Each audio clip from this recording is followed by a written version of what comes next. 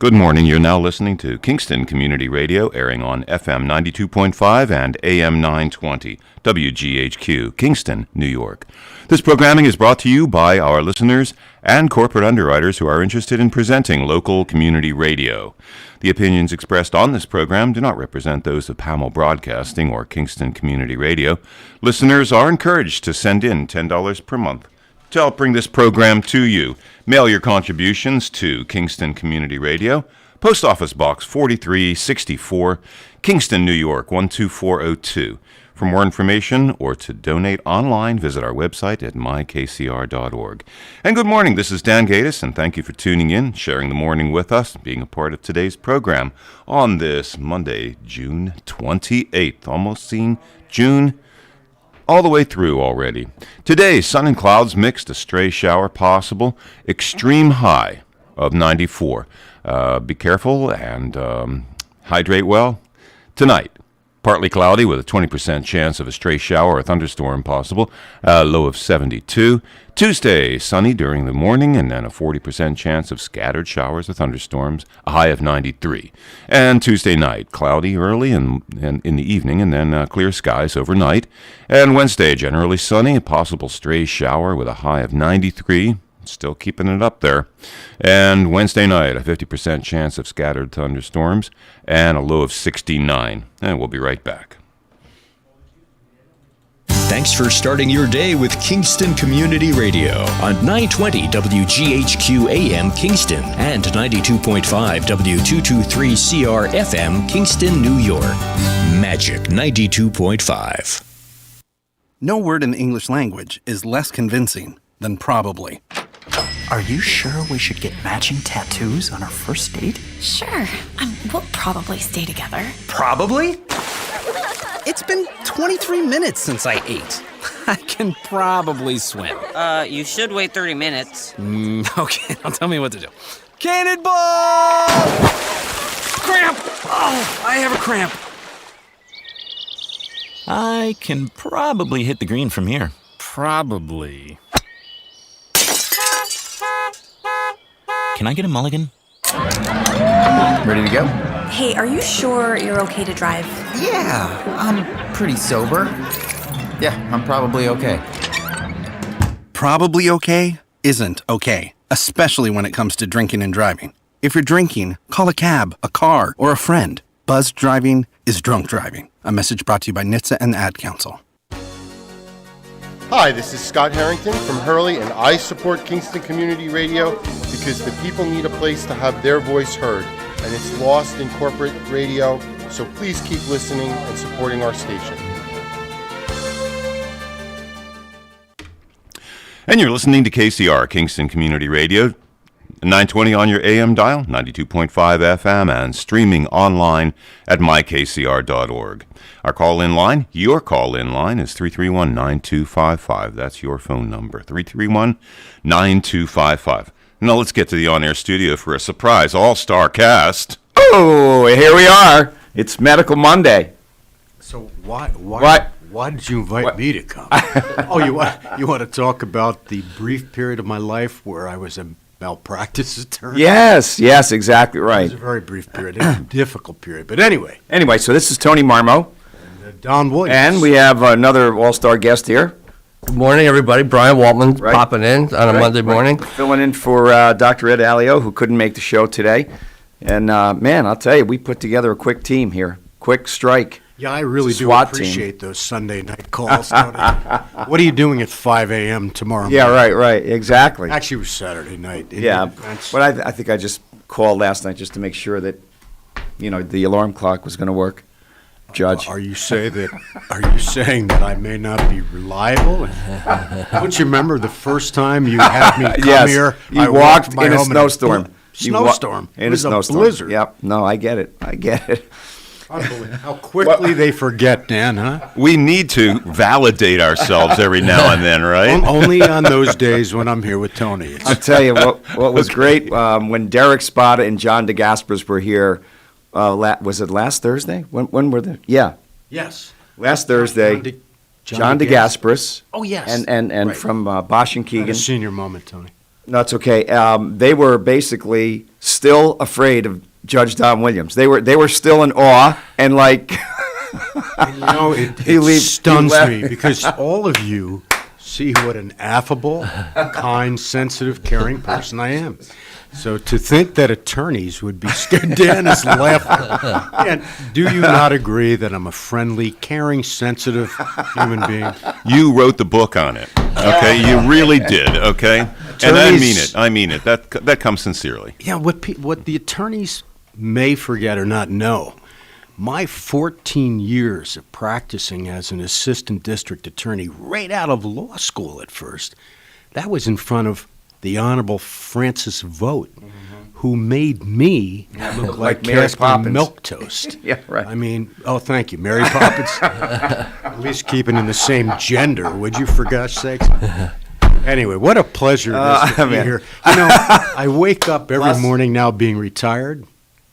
Plus what? No. Plus, you look pretty in pink. I actually. Why are you smiling? Traded pink for black for pink. Oh, huh? this is pink. I'm colorblind. I thought this I don't was. know. What do you think it is? Oh, you thought it was foreboding kind gray. of a gray. I thought I cut this out of the black robes after retirement. Oh, Lord, this is hilarious. Yes, it Brian is. Williams. Brian Williams. Good morning, Tony. That's at 11 o'clock, okay? Something in the coffee Oh, today. the coffee. Is Buka in the Brian coffee? Waldman, how are you? I'm doing great, thanks. Thanks for having me. It's nice listening to Don reference a blizzard before. I was considering the heat wave that we're having now, the mini heat wave.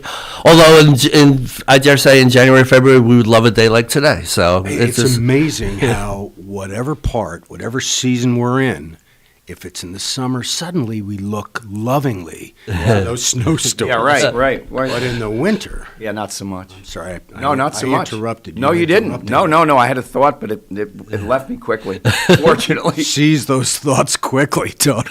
Tony Murphy over there. Yeah, right. You Well, got at least to I had a be media engaged. person. I had Brian Williams. Isn't he like a? Yeah, he was the MSNBC. He was Right, the right. anchor I mean, on NBC. I think he also played basketball for pro basketball. He might have. And there was a Brian Williams that played in the Hurricane this weekend. No kidding. So Yeah. talk about the Hurricane. You were Hurricane. there, man. Yeah, I caddied. It was a great tournament. That was a 3-day event. It's the Ulster County Amateur Championship Golf Tournament. It took place over 3 days, Friday, Saturday, and Sunday. The first day was up at Woodstock Golf Club, which is in the paper today because they have a brand new dining experience there. Right. Tavern on the Green visits us, so that's great. And then the second day was down at Apple Greens in New Paltz. So let me tell you, cool. that was tough. The wind, the gusting wind down there Saturday. They play the 9 across the road. No, they played the original 18, Yeah, the original 18, and which is a classic golf course. Right, It's right. just a fantastic Yeah. place. And I caddied for my friend Nick Baker. He shot a 72 on the first day at Woodstock. He was really in contention, and unfortunately, he had some tough breaks on Saturday and Sunday. He had a difficult time, but He competed. he competed. He was in the mix. I qualified for the Hurricane a few years ago. I think in 2018, and that for my golf career that scratched that itch. Yeah. Just getting in the tournament and playing the couple. I only played the first 2 days. I didn't make the cut, but that got me through. It's amazing, isn't it, Brian? Yeah. That even though it's an amateur event, there's no money. There should be no pressure. Oh, yeah? Get up to that. Everyone I know that has played First the tee. Hurricane, good golfers get on that first tee, and suddenly the nerves, The jitters. Yeah. Can you imagine, like in the pro You would have tournaments? that feeling. I think would of have putting no- on a $2 My Nassau. golf game is so bad it doesn't matter. Well, it's funny. The year I played in the Hurricane, I did not feel nervous on the first tee. We was up at Woodstock. Where my nerves set in was the first mistake I made. Oh, right. I was playing well. I got through the first couple holes pretty good, and I think it was on the fourth hole I just made a terrible mistake. And I think I dropped. What is the fourth? I think it's the par 3 over the water, at that in the back towards the back of the course, and I didn't hit a clean shot and dumped my tee ball into the water. And never good. After that, Right. the nerves Wheels, started setting. I could One of feel the the wheels anxiety fell off. you know. Right. And even though I kept it was a respectable score that day. It's just the nerve. It was just the nervousness, and then even going up and looking for your golf ball. Sometimes it's just knowing the consequences if you don't find it. You got to go back to where you hit it. Shooting is a little stiff penalty. But I was talking about how tough Frank Vogt was. I had the honor of playing against him. When I played golf. Was he a decent golfer? He was a great athlete. Yeah, At this stage, he was a little older. He's my age. Yeah. So, but he was decent. He was decent. But when he was younger, I'm sure he was great. But he had a way of endearing himself to his opponents. He would not say much except the worst thing at the most inappropriate time. I hit the ball in the water once again against him as a partner. And, you feel bad. Hit the ball in the water. It's horrible. And he turned to me and he simply uttered the words, glug, glug. It sleeps Worst with the damn fish. ruling that judge made his entire life. That's hilarious. It killed me for the Glug, rest of the glug. day. Anyway, sorry. It sleeps with the fishes. Yeah, right. But Jared Miller, he Don't say that to the fellow two Goombas Italianos, here. Luca Brasi. That's so great. Jared Miller. Jared Miller won. He led pretty much the entire tournament. Actually, no, he fell back but he came back. He had a comeback. He led out after Friday's round. He had a shot of 69 up at Woodstock. I'm not sure what his score was at Apple Greens, but he fell back to second place. He was one shot off the pace, and then yesterday shot at 74 and closed it out. So congratulations, Jared What Miller. would you say was the average age of the golfer there, Brian?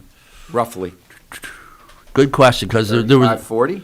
Yeah, I would say right in that range. Jared's 34, I believe. So This is the fellow that had the double ego. And yes, the albatross on the second hole. It's a par 5. A par 5. And he got a His 2? second shot, he got a 2. What? Yeah. That's harder than a hole in one. Yeah, he alludes that into his comments in the article that hole in one is one good shot. For to have an albatross, you really need to have Is that two. what it's called, an albatross? Albatross, yeah. Albatross or double eagle. Yeah. Double eagle. Yep, double eagle. Doesn't the Freeman list the scores? Yeah, it should. They should have the score listing. But it was I'm surprised. a remarkable. Freeman, also known as Wikipedia, Wikipedia. where anyone can I don't want Fact to in. put you know, any fact in you want. I don't want to beat up on the Freeman too much, but the best description I have heard of it was Ken Ronk, the former chairman of the legislature. He refers to the Daily Freeman as yesterday's news tomorrow. Sean O'Brien, who used to be a part of this show, used to affectionately refer to it as the Shad Rapper. Yeah. Vince DeLuca did that too. He liked Yeah, Vince DeLuca's a great guy. It's really unfortunate how the when they outsourced the printing of the paper and they took that away from being local. For me, one of the most enjoyable parts of the paper was always getting it was a morning paper. You could get the box scores. You could look up, see even the late games last night's news this morning. But unfortunately, they don't offer that any longer. I think the large problem, Brian, and that's part of it. It's no longer a local paper, but the large part is they just don't have enough reporters. Right. Yeah, but that's correct. Well, it's cutbacks like anything else, but Right. we were at the Multicultural Festival yesterday down at T.R. Gallo Park. Our little Italian organization was there. And Tanya Barraclough, am I going to say that right? Barraclough. She's a photographer. Oh, yes. she's been excellent. doing that for years. She's excellent. She's great. She's awesome. And she's been there, I'm going to say 30 years, probably. She's amazing. She is amazing. She used to come, once every 4 years that the Freeman made it into my court. Right. She would come and do the photography. Yeah. She was She'd excellent. get some amazing. She does. Amazing. Like local interest photography. Yeah. She took a picture of my dog when we were swimming at Onteora Lake one spring. She's got a really as good eye. spring was springing. And Right. She's got a great That eye had and to a be great way to go. chilly in Onteora Lake in the spring. Oh, it's beautiful. Did you wear a wetsuit? Not at all. Just I won't ask just any dive more. in and Yeah, get right. used Don't to go it. there. I'll tell you, that's a Don't nice go there. little. no That's further. a jewel of a spot on your I've lake. never been to Onteora Lake. Yeah. Oh, you. Where is it? It's just up 28. Do yourself an enormous Wait a favor. second, Tony. No kidding. I will do Wait, Onteora Lake. wait. He's going to say where on. Yeah, Tony is one of the brightest individuals. He is a very dear it's a friend. great- Mind me saying that? Yeah. And he seems to have a knack for grabbing the critical part of any issue. Did you hear what his question when you said you were at Onteora Lake? His question was, where is that? Yeah. No, it's a little hidden gem. A lot of people Could it know be in of it. Onteora by some strange? So Not could at be in all. one of those little podunk towns up there. No, it's Actually, it's halfway be a between product Woodstock, town. halfway Well, thank between you, Judge. Woodstock and. Thank you. You know I'm there for I'm you. like Derek Spada and John DeGasperis now. Now I'm starting to You're get not worried. trembling. I'm not trembling yet. it's actually in the town of Kingston. Oh, there you go. I'm just telling you, that's exactly where it is. It's about 15 minutes from here, actually. For 40 years, I Brian. love you, Brian. I'm a lawyer for Love you. 40 years. Do not interfere or screw up a good story with a fact. You really could have just Let that go. Hilarious. In case any of the listeners wanted to Medical visit Monday or Sort of, kind of. Use the prescription right Monday. Yeah, I have a pain in my back right today. Any problem?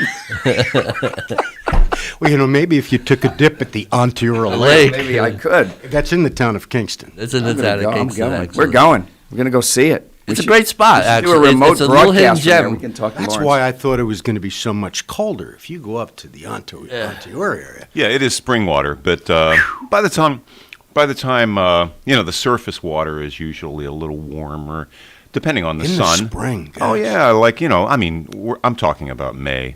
So it's Is there a not little it's not early mountain May. stream fed. It all is. Oh, that's got to be. Is there a little beach there? God bless It you. was no, it's just a lake. You don't want a beach there. don't It's want a all beach. very natural. There It's is a incredibly beach natural. up off of 28. Is it? I forgot. Wilson. Is that the Wilson 28 State Park. Oh, 28 it's beach? Wilson State Park. It's in the town of Kingston. I think that's in Onteora. Wilson Town of State Kingston Park. is a- See, there's another Onteora one. is a part of the town of Kingston, correct? Yes, Brian? I would. Yes, for the sake of the story, yes. Well, I'll break the point here ropes is back there's down. So many Oh, no, hidden, don't do that. So many hidden gems in Ulster County that just, are there, and why can't we find them? We have to shine a spotlight, Dan. It is. Yeah, you've got your Onteora, for instance. I personally prefer not to make it a big deal because Oh, 'cause it it's- lets everybody it's know. beautiful and isolated. And let's keep it to secret himself. out. So Okay. for those of you that heard this morning, Dan said that take stay away. 28 up to Onteora Stay away. and Yeah, it's- search. There's diligently. lions and It's a tigers nice- and bears up there. It really is a nice afternoon if you go anytime, really. It's open, How big sunrise is to it, Dan? sunset. Is it That's a huge lake. really? People love swimming the length, which is about 1.5 miles, 2 miles. People like to do that. Yeah, this is the one swim. people that will not be swimming the length. And then you've got that wonderful Bistro to Go right up on top. It's right there. If you know where Bistro to Go is, Onteora Lake is right there. Really? You know the brown park signs. Oh, yeah. And you'll see it. It's called called Bluestone Wild Forest, and then Onteora Lake is its Where's your feature. glasses? Yeah. That's no, the feature. I can see it now. You could put it right on my nose for gosh. That's beautiful. It's nice. Very cool. you're right, though, Tony. There's so many hidden gems. I mean, even in the city of Kingston, you have Rotary Park. Anybody should Right, down there. down there. It's a gorgeous And spot. it's also sad. I was born and raised on Crown Street, 2 blocks from the Senate House. Right. Never went to it till I went on a class trip. And you're looking at the visitors book, the guest book. There are people from all over the world. The Senate House is beautiful, but we don't. Most of us, Dan, you do, but we don't seize those opportunities. Dan, have you been to the Senate House? You work about 4 buildings down. I actually haven't. There's an example. No, it's very good. I've You're been right. at the museum house, Yes, okay. but not in the Not- Senate not house. in the Never Senate been in the House. Senate Gorgeous. house. Yeah. Then, of course, the county has the Person House right here on. Again, Down Street. that was a half a block. I Yeah. was born literally in the shadow, born and raised in the shadow of the courthouse. The historic So, Four Corners there. The only 4 corners, the only stone buildings that age on 4 corners in the United States. it's Here- crazy. here, a short distance from this Sure. building. So, So interesting. back to the top trails. Onteora Lake Trail. It's 7.5 miles. I guess it surrounds. So that's a great little Now, walk. can you bike there also, or is it just I walking? think it's maybe with You can the right bike. tires. Right? Yeah, if you've got a yeah, mountain bike. yeah, Mountain yeah, bike. mountain bike tires. Jockey Hill, Wintergreen Ridge, Bluestone Wild Forest, that's 4.7 miles. The Quarry Loop and Turnpike in the Bluestone Wild Forest. Who knew? Yeah. Only reason why this happened is because Ed Alio couldn't make today. And we found out about this today. Getting the Joe. word I'm sure out. the We listening found out audience is saying right now, What is he talking I'd about? much rather hear about taking a hike somewhere. So. Tinnitus. Another thing, onto our lake. Spell it for me. I can't. I My can friend hardly Jim- say My it. friend Jim goes ice fishing there. Oh, no during the kidding. winter. That's a that's a, right. That's a right. pastime. That's a good that idea. I'm not quite sure I could get into. Yeah, I've Sitting out on a lake that there's nothing to stop the wind on a chilly day. those you fish take- have to be really trying good to though. catch literally a crappie. You take Quite sure I understand that motivation. Yeah. I'm Why sure do you I have to- understand that name. Why, it's a good eating tiny fish, but they should change the name. How'd you do today? Caught a crappie. I got a crappie. Well, let me sign up for that event. Jeez. Oh, wait a second. What's Lord. the rating on this radio show? It's now R. It's heading to R. It's in negative numbers. It's a negative number. Oh, yeah, right. The Arbitron doesn't really measure this. Oh, Lord. So, Brian, I was just going to. go ahead. The city of Kingston's rail trail. Mm-hmm.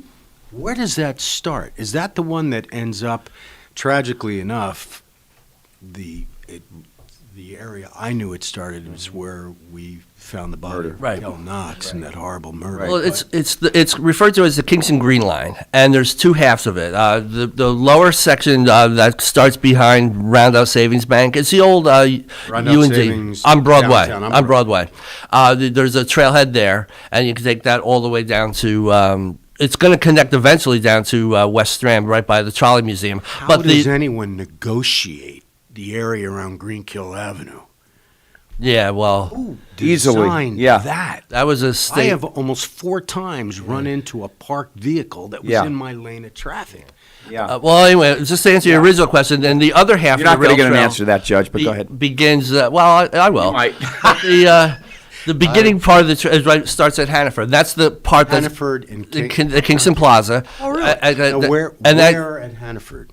right by the as you come down Westbrook Lane to where Uptown the Kingston, where Westbrook Lane is the entryway into the Kingston Plaza by yeah, okay, that got it. Hannaford. Yeah, it's right where the trains are parked. Right, and then the trail. Actually, the county is undertaking the final construction of that, the construction phase So of it's that not trail. open yet. It was. It may still be open, but I don't have that detail. They had a soft Is it opening. the same trail as the train off to the side. It's the train terminates at Kingston Plaza now, and the trail picks it up from Kingston Plaza to Heading in the on opposite direction. right on O'Neill Street. I think and eventually it's going to go all the way to Cornell Street, and the. So you have to go through the city of Kingston. I was hoping to go in the opposite direction. No, that's right now the Catskill Mountain Railroad. They have an active lease for that. Can we bring Mike Hine back? Because We I could. know that they we got could. along quite yeah, well. I think that would be perfect. Yeah, that was, good, compelling radio. But ever come as a guest? Are you still trying to get Pat he- Ryan? Mike used to have Mike Hine, the county executive, used to come. I think he had a rotation with Jeanette Provenzano and Alan Lameda. Alan Lameda on once that's Friday a Only month, I come when believe. Democrats were Correct. hosting? Correct. He would have come if I had asked. He used to be a Republican back in the day Name 5 people who were not in this county, right? in this county. Right.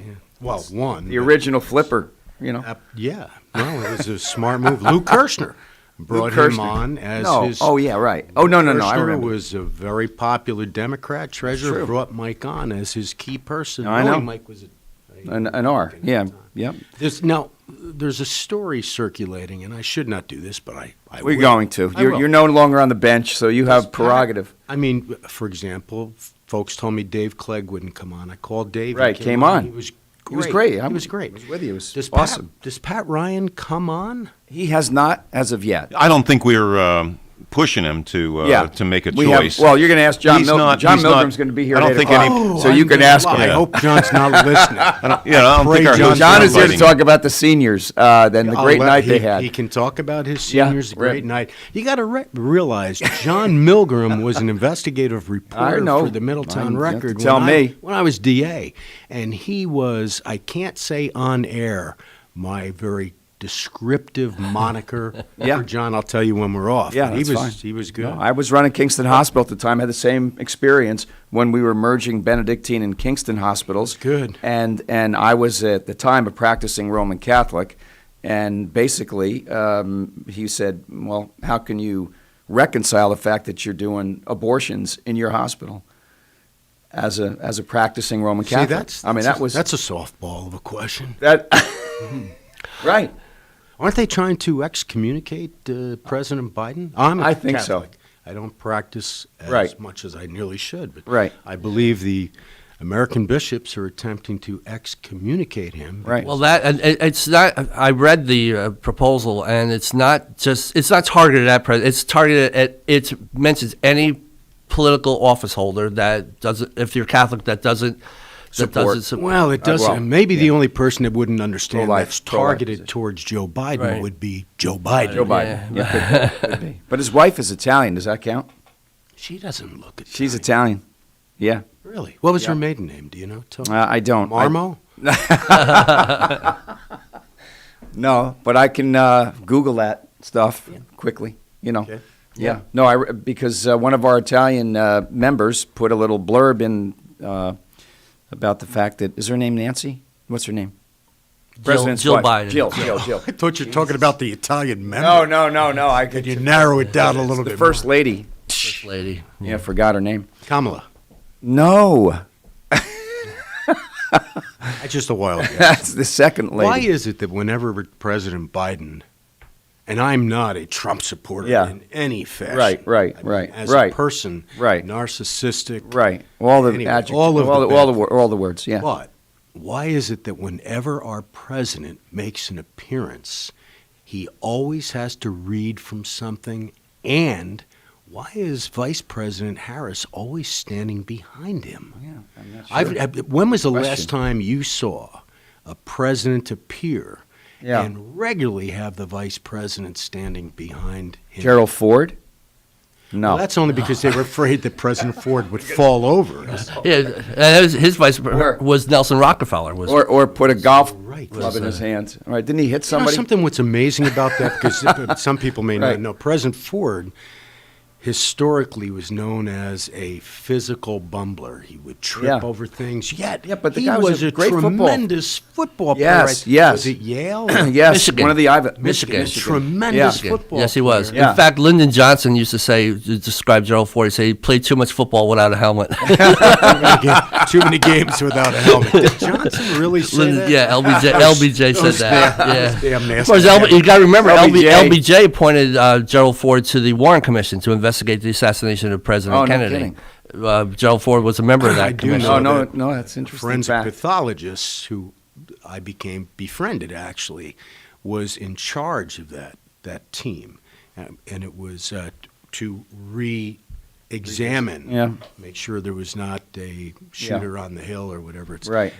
Dr. Michael Bodden. Oh yeah. He was I just remember that guy was tremendous. big time in the Oh, news. he was did- huge. He published did, a pretty huge Czar volume. Peter, and he has an HBO show. Right. But he would regularly come into this area and help us out, and I developed a good relationship. kidding. with him. He was also a witness. Michael Botten was a witness for the defense in the O.J. Simpson Jason. trial. Yeah, right. Yeah. By that time, and I really still have great respect for Dr. Bodden, but at that time, he wasn't the same. Yeah, he's got to be up there in years, I would say, or is he Didn't seem below he the must grass? be. Didn't seem Still up? I had a murder trial as a judge. Right. He testified as a witness. I hadn't seen him in like 5 or 6 years.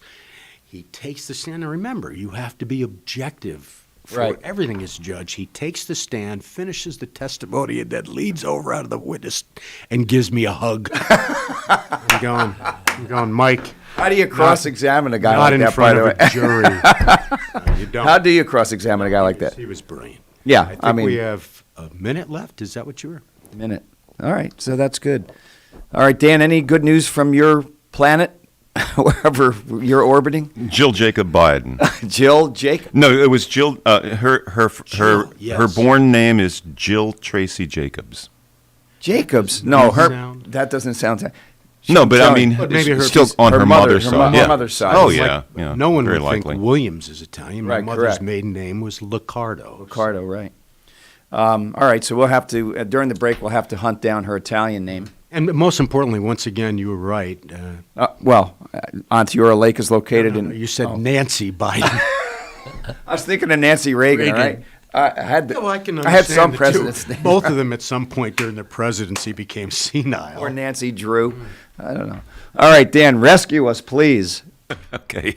All right, guys. Don Williams and Brian Waltman and Tony Marmo today. And thank you.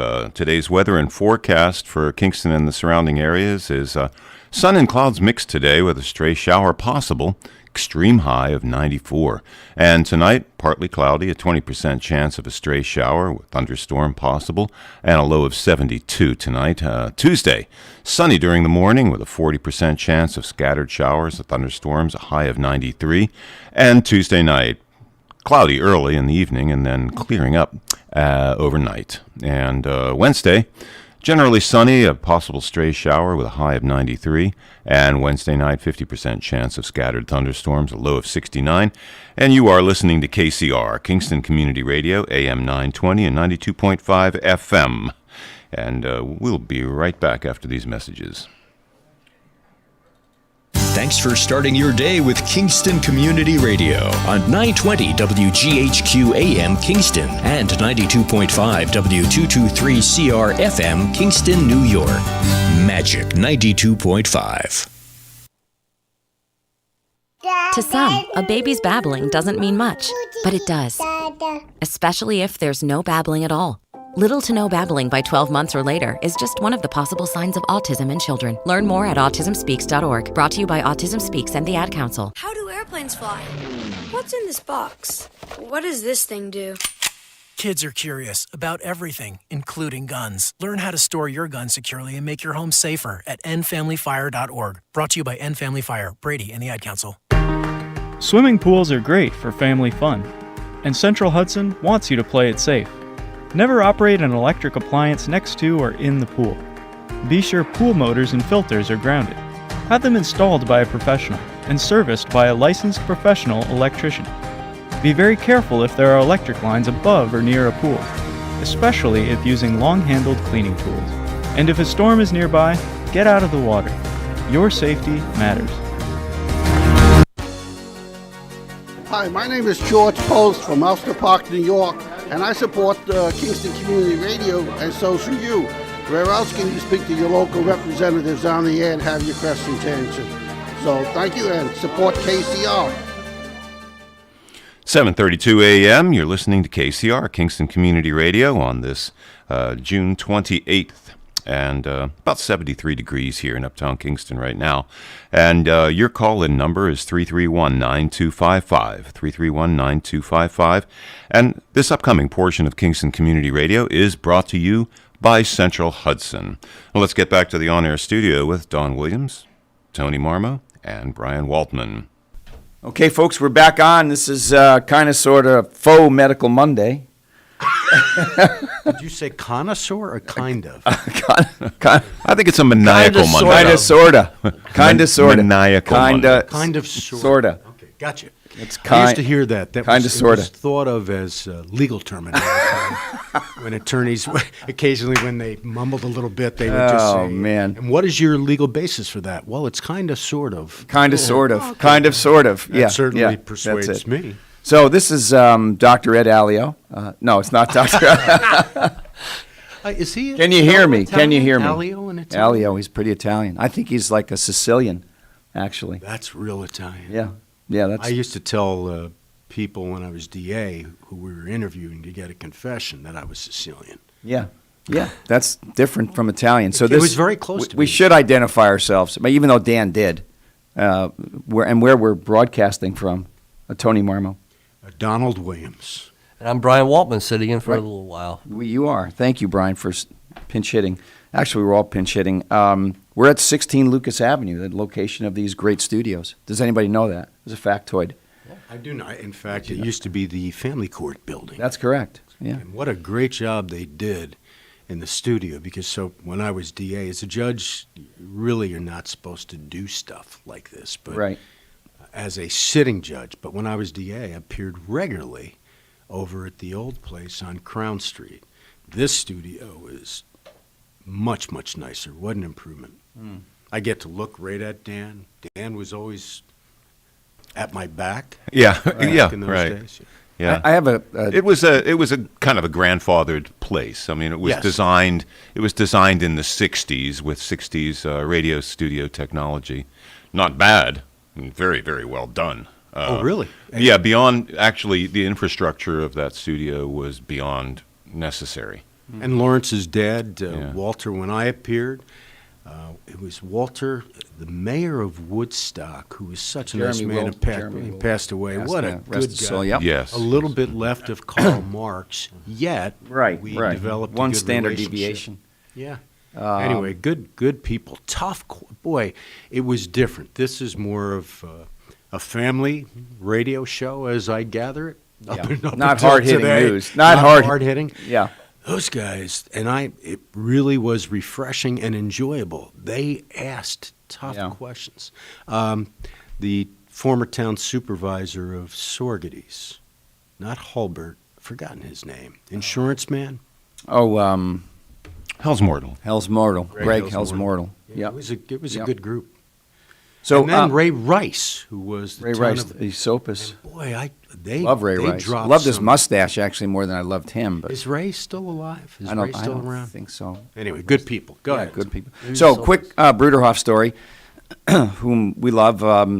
Loyal listener Dan Mandel from Maple Ridge community dropped off a bushel of strawberries yesterday afternoon to the Marmo residents, and again, Dan listens Monday through Friday, 7A to 9A.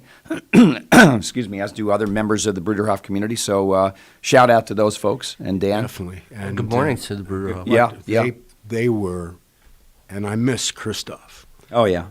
I remember going to one of the luncheons they had, and they asked me to, as they asked so many people to speak, and really talking about Christoph and how close he had become to me, which no one would ever expect. An amazing man.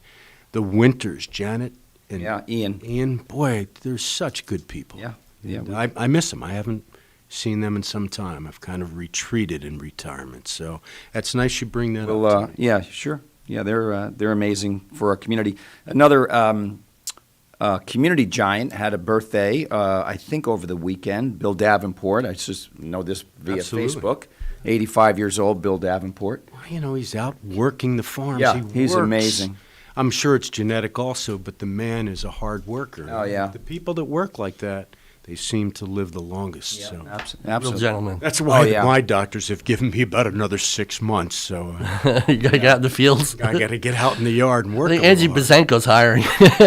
You know what a great place that was too. And Angie's a special lady. She is. That's one of my Zonko's favorite was places. one of my favorite places to go because they were so affordable. And when I was an assistant DA, I couldn't afford anything. But Right.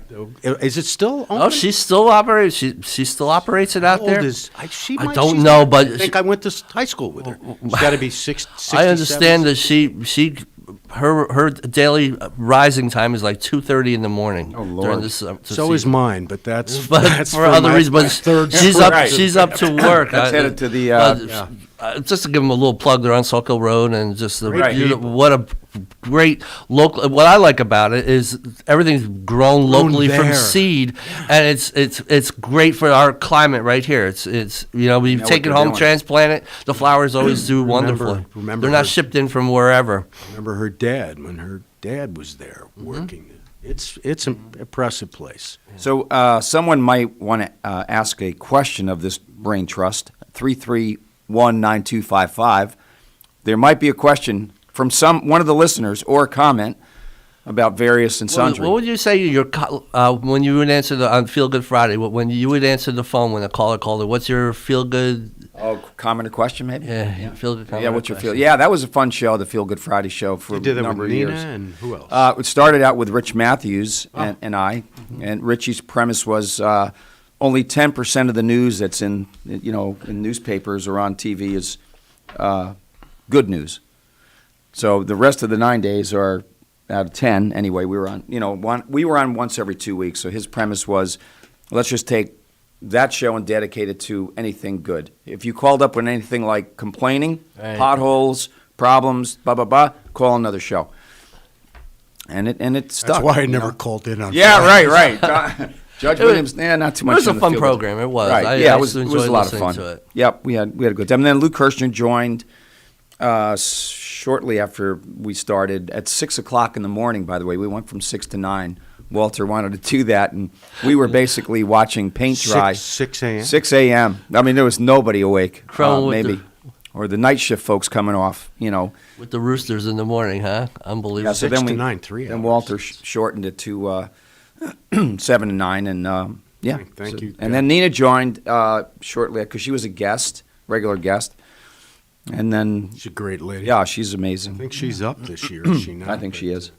Hopefully, she comes tomorrow. Hopefully she's on with Cameron Rylance on Tuesdays. Mm-hmm. Hopefully, both parties will do the right thing. And they did. And was that official? They did. That's 100% official. There you go. There's no more qualified person. Right. Great lady, great to the community, and just good. And really did a wonderful job with DMV. Who would run against her? You have to have your brain examined. Someone from New York City who probably didn't give a damn. But that would mean that they'd have to get involved in the community, which I question. I think sometimes they do. They do.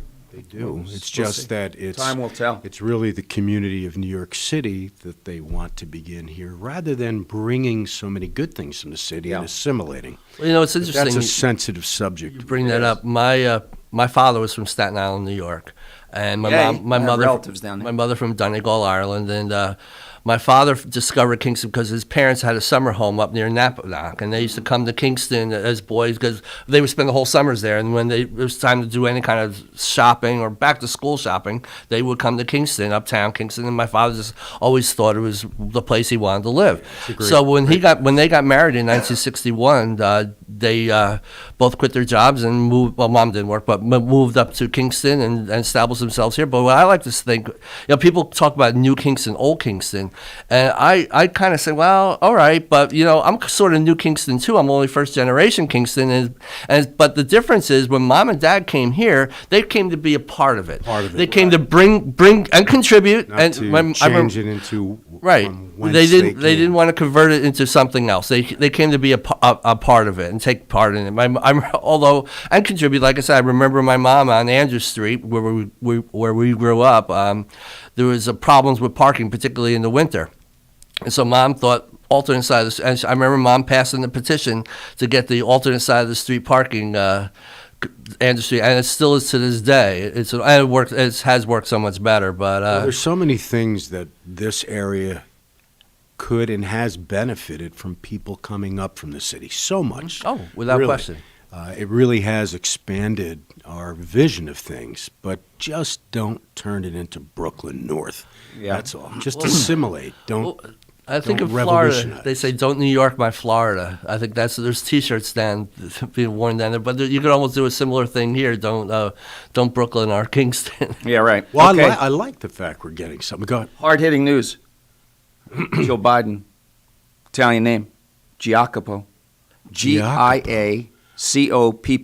And did she change it? And they Americanized it into Jacob. That's Giacopo is such a great name. It's a great name. I love my dad. I love my dad's heritage as a Williams, but I would love to be known as Liccardo. There's something about the passion, emotion, creativity in the Italian side. Seaside city of Messina. That's where she's from. Messina, Sicily? Yeah, definitely Sicily. So don't mess with her. My mom was from the Aeolian Islands, I think. Stop. Lipari, which is in between Sicily and the bottom of Italy. Right there, yeah. That's what she's from the Aeolian Islands, yeah. She's a beautiful lady, too, very bright. Yeah. I love it when she refers to our president as Joey Come Along. Don, have you ever been to Sicily? That's Sicilian. Go ahead. Joey Come Along, or you'll be sleeping with the fish. Fish, right. Another Italian, Irish. Never been to Italy. No? Yeah, and it's sad. But I was so consumed by what I did for 40 years, and then, although I didn't expect to be retired, upon retirement, I was thinking I would be traveling, and then COVID hit. Right. So, and now something else hit, which Right. we will not discuss. But Right. regardless, I do want to get to Italy so much. I had the chance to go to Rome back in 2001. Spent I went on one of history. those Perillo tours. Yeah. The How 8-day was it? Roman holiday. Well, I love the 8-day Roman holiday, and the reason why was, first of all, they got you there and back to the hotel, everything's smooth as silk. But the first day we were there, the first full day on the ground, we had an all-day guided tour of Rome.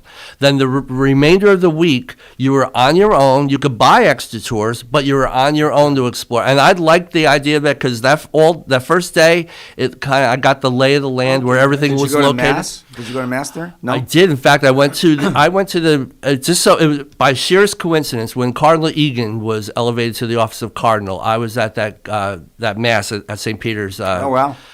For that Wow. service, yeah, it was. It just so happened a lot of people at the hotel we were staying at.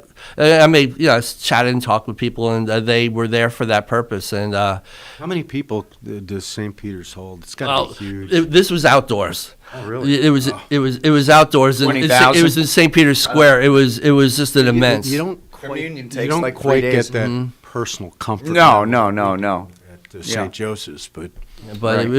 it was really a remarkable experience being there and just. The first time we went to Italy, one of the popes had just passed away, and I can't remember who it was. So on the flight over, and we flew into Rome, there was a zillion cardinals. There was a lot. It was like all these.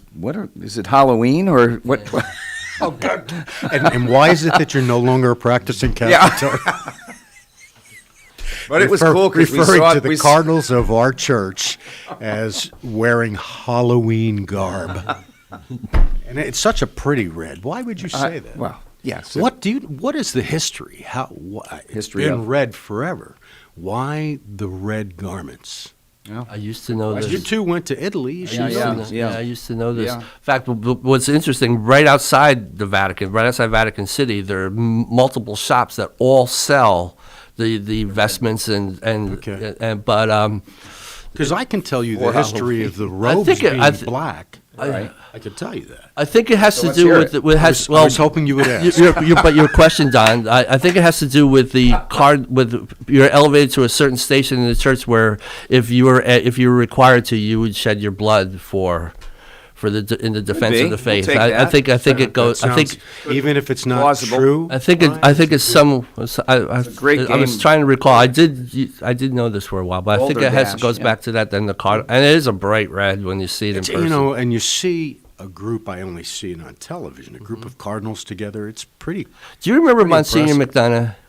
Yes. He was a close family friend of ours, and one time he and I went to a Yankee game, and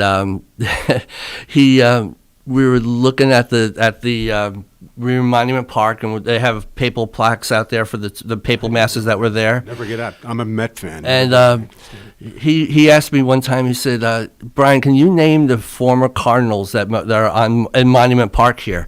And I looked. I said, Ted Musial. I said, "No, well, they're all Yankees, though." But I said, the only one I could gonna burn. I'm burning. the only one I could think of was Roger Maris. I said, "Well, Roger Maris became a Cardinal," and he Right. said, "Well, don't forget, you have Pope John Paul and Pope Paul. They were former Cardinals." But Monsignor McDonough had the best sense of humor of anybody. He was like a big brother of mine. Knew Monsignor Williams. So, Brian, you're on the money there, bro. Red is symbolic of passion and blood. Worn during the feasts of the martyrs, Good Friday, Palm Sunday, Pentecost. Cardinals wore red as a symbol for their devotion to the church and to the Pope. It's to show their blood, which is Good for you, Brian. what they shed. Yeah, there you go. I had to go back. Yeah. I was going to try to call BS on that, but I think that was You right on wouldn't the do money. that, especially I with wouldn't those do that. wonderful people from the Bruderhof. By the way, And what onto our Lakers. what you have to love about the Bruderhof, Yeah. The first time I went there, I was DA. I was a DA that, as assistant, This is at Woodcrest in Ripton? yes, Mhm. participated in the death penalty, which was a very difficult thing. But I was so concerned that the people from the Bruderhof and what they stand for, they would despise me. It was incredible, from Christoph to the Winters. Yeah, I amazing. think Dan was there also. They just were great and so warmly receiving me. Yeah. And the times I liked the best was the times that it was an informal little gathering. Oh, yeah. I went out looking for their support the first time I ran for judge, or the only time I ran for judge. And I went out and we sat around a bonfire and drank beer. Yeah. Oh, I yeah. said, that's not the picture. It's not the image that I had of the Bruderhof. Yeah. What a great place. No, they're You drive on either of the two campuses, for lack of a better term, and as soon as Maple you Ridge, drive right. in, you just feel like all of the stress of the world has disappeared. Yeah, they're great people. Yeah, they're good people. And then they took over Mount St. Alphonsus, Yes. which Redemptorist monks there, and now they have the Mount Academy School. And Barney Winter. Which is great, but it's also, in some respects, sad for the area because when they did that, they did it for legitimate reasons, but it took so much of their presence out of Kingston High School. I believe That's that, true. Yeah, and it was a great presence. Routinely, they were valedictorians or Oh yeah, salutatorians. and the track teams were better, and because they have their athletes are amazing. Because And when I went to Coleman for 2 years, and back in the '70s, and there were Bruderhof students at Coleman as well. Yeah. There were a few. Great. yeah, it's a great community, a great asset to our community. So, yeah, give us a call 331-9255. You have a question for Brian. Judge Williams will answer questions. About why robes are black. Yeah, I would like to. Yeah, let's hear that. yes. Let's hear that. I'm one. afraid you'll look it up, and this may be completely wrong. But as I understand, You will. Fact checker. robes used to be in Britain, which is what our judicial system is based on. They used to wear red, but one of the queens died, and in memory and respect of the queens, they all donned black robes. And Oh, since that okay. time, look it up. So No, you no, can- I'm Queen going to buy Victoria, that you one. I'm think? buying that. I buy just that. made it up, Tony. I heard that somewhere. Yeah. So So I I. may have been an attorney trying to get my attention away. But I from do have a question. Why do this is a judge type question? You ready? If I have to. Look at him. He's in anguish. He's like, oh my God. No, you kidding me? Why do I miss it so? immensely. Where does the term the bench come from? I mean, where does that term come from? You The know bench. something that- I'm on the Yeah. bench. You or could sitting- ask me any question about the criminal justice system. You the ask bench. me Some. where the bench came Yeah. from. What is that? You're always in a chair. No one's ever in a bench. You ever see How any? about what equally important, which is so impressive? He I doesn't never want to answer this. when I would Go because ahead. I don't know the answer. You can't figure that out the by bench. On the bench. You're skirting it very well. Yeah, he is. My office, or offices, Yeah. where I have my one confidential secretary Right. and my court attorney. That's not known as judge's office. It's judge's chambers. I love Yeah, that. yeah, that's Sounds cool. so impressive. Yeah. I'd just call my chambers at, or I would have this stationery only used for legitimate purpose. It Yeah. would say chambers of the Honorable Donald Williams. Right. It made the 30 years as an assistant DA, which candidly Yeah. had no life other Right. than what I did, made it all worthwhile. There's Right, something, that's interesting. something nice about that. You see how well I took his question, And which I redirected didn't know it, the answer redirected to, it. and redirected. No, I love the chambers. That's- the chambers is a Chambers good one. is good. So and that's I- one we'll have to answer. We'll have to ponder to on answer the the bench. questions. The bench. I do not know Yeah. why they call it the bench. Yeah. And I mean, bench. If it's I like played a- basketball, right, you're on the bench. If you're on the bench, which That's I not was good. Not I didn't Get like. splinters. Right. So I don't know where the bench, and I don't know where chambers came. Well, you know what's interesting? But two good In ones. Great Britain, it's referred to the bar of justice. You're called to the bar of justice. Yeah. And there's a solicitor and a barrister. I always thought a solicitor was something else. Right. Would you buy these Sometimes, encyclopedias perhaps. from me? You know. That's No. not the soliciting I was. Well, Tony, it's it interesting. appears it's section 240 I get it. of the penal law. I get that. It's still illegal even Well, I know in in our- Brooklyn North. This is a random collection of thoughts here. Well, This is great. We're talking about It works. terminology. We could be Right. talking about medicine, and the only thing I would know about that is what I've been through, and I don't care to talk about it. Yeah, I don't blame you. Well, it's interesting, you talk about terminology between here and Great Britain or British Isles, Ireland. Right. There's a Medical Monday here. There's no pharmacies in Ireland, not a single pharmacy. You What go do they call 'em? a chemist. Drug dealer. Oh, You go to the chemist. Drug dealers. I thought there was an Go to the chemist. apothecary, wasn't Apothecary. Where's Yeah, that's- apothecary Yeah, come from? yeah, that's My that's brother. pharmacy. My brother, God rest his soul, Bart, died at the age of 53. Just a wonderful guy, but he was a pharmacist, and what a great profession. Just alone, he said in pharmacy school that there were 6 credit hours of just reading doctors' handwriting. Have you ever seen I'd the imagine. scripts that yeah. these guys write? Well, anymore it's all electronic and typed over. But you know Yeah. what? I remember Yeah. as a youngster at Kingston. I'm sure you remember it too, Don. When Diedrich's Pharmacy was on Wall Street. Oh, yeah. And I remember going there with my father as a young boy, and always being very impressed with the white uniforms with the tight collars that the pharmacists wore. Which And was right across the street from Yeah. Nico's pharmacy. Yes, right that's on Wall right. Street. Yeah. Probably the only two That's like pharmacies Macy's in and Ulster Gimbals, County. right? Yeah. Macy's Only and two Gimbals. pharmacies in the Yeah. well, there also was Bongart's, which was Bongart's on Bongart's Broadway. by the That's- hospital. Yes. that was by Kingston that was Hospital. pretty much it. Yeah, Bungard's Pharmacy, interestingly enough, Polinsky, yeah, that's where I Carl- first learned about tax, because there was the lady at Bungard's. Tax, T-A-X? TAX, tax, sales tax, because we grew up on Andrew Street, and when we were young kids, it was a little different time back then. We would just take our bikes and go wherever, and sometimes our friends, we'd go up to Bungard's Pharmacy because they sold comic books and toys and stuff. So we would go in there, and we were even how much is this? And the lady would say, that's 98 cents plus tax. And I remember coming home and asking Mom. Which back in those days was 2 cents. Yeah, right, But I remember asking Mom, what's tax? What the lady at the store, and I didn't even call it pharmacy. The lady at the store calls it plus tax. What's plus tax? And I was afraid to even buy anything because I didn't know what the plus much tax the would tax be. was. Yeah.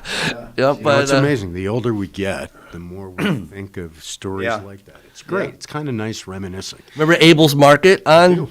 We never went there. We had Manassian's, I think it was called, which is where Nico's Pharmacy is now. Right. And I remember at the age of maybe 8, 9 years old, going down and shopping at Manassian's, not having a clue.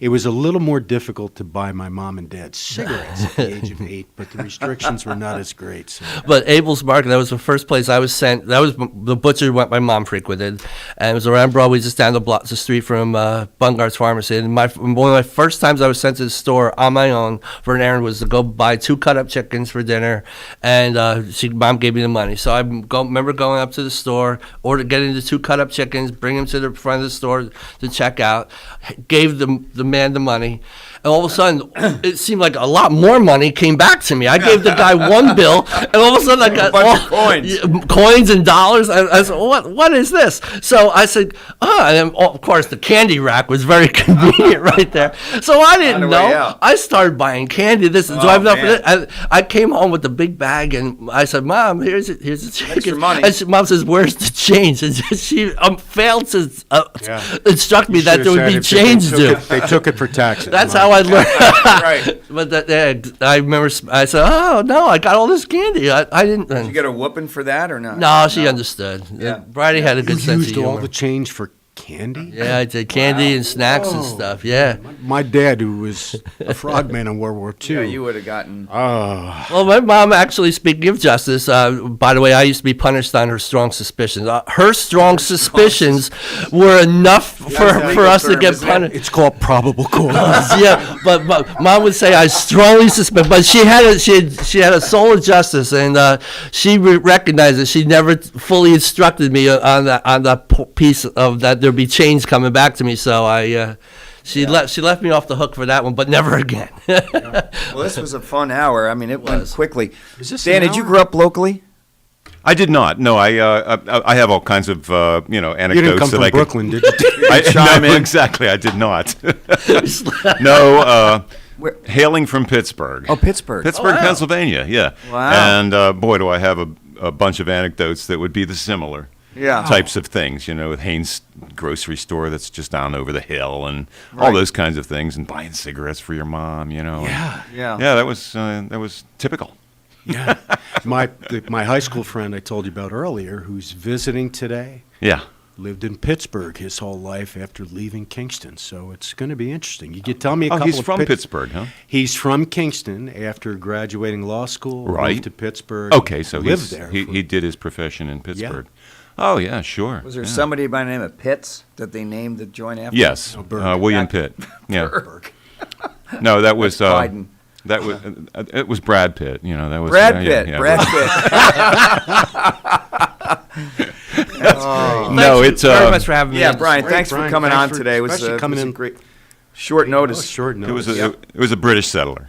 British settler, Pitts? Yeah, Pitt. Mm-hmm. Pitt, no Pitts. It used to be Duquesne when the French had it. Oh. And then, really, of course, Pittsburgh had French history. Oh, yes. Big French very history. much so. Very much so. Oh, that was a very, very strategic place because there was three rivers and they were connected together. Right then. Yeah, we That's know why the Three River Stadium. That's why you ended up at the Canard. Brian Waltman, thanks for joining us today. All the best. Brian, take care, Sid. Thanks, All right, Brian. Dan. Okay. Take. Thank you, Tony Marmo, Brian Waltman, and Don Williams. Thank you so much for being with us today. It's the top of the hour, 8 o'clock a.m., and it's Monday, June 28th. 75 degrees now here in Uptown Kingston. This last portion of Kingston Community Radio was brought to you by Central Hudson. Today's weather and forecast for Kingston and the surrounding areas. Today, sun and clouds mixed. A stray shower possible today. An extreme high of 94. Hydrate, be well, and take care of yourself in the heat. Tonight, partly cloudy, a 20% chance of a stray shower or thunderstorm possible, a low of 72 tonight. Tuesday, sunny during the morning, and then a 40% chance of scattered showers or thunderstorms in the afternoon, a high of 93. Tuesday night, cloudy early, and then the skies clear overnight. And Wednesday, generally sunny, possible stray shower, a high of 93. And Wednesday night, 50% chance of scattered thunderstorms, a low of 69. We'll be right back. Thanks for starting your day with Kingston Community Radio on 920 WGHQ AM Kingston and 92.5 W223CR FM Kingston, New York. Magic 92.5.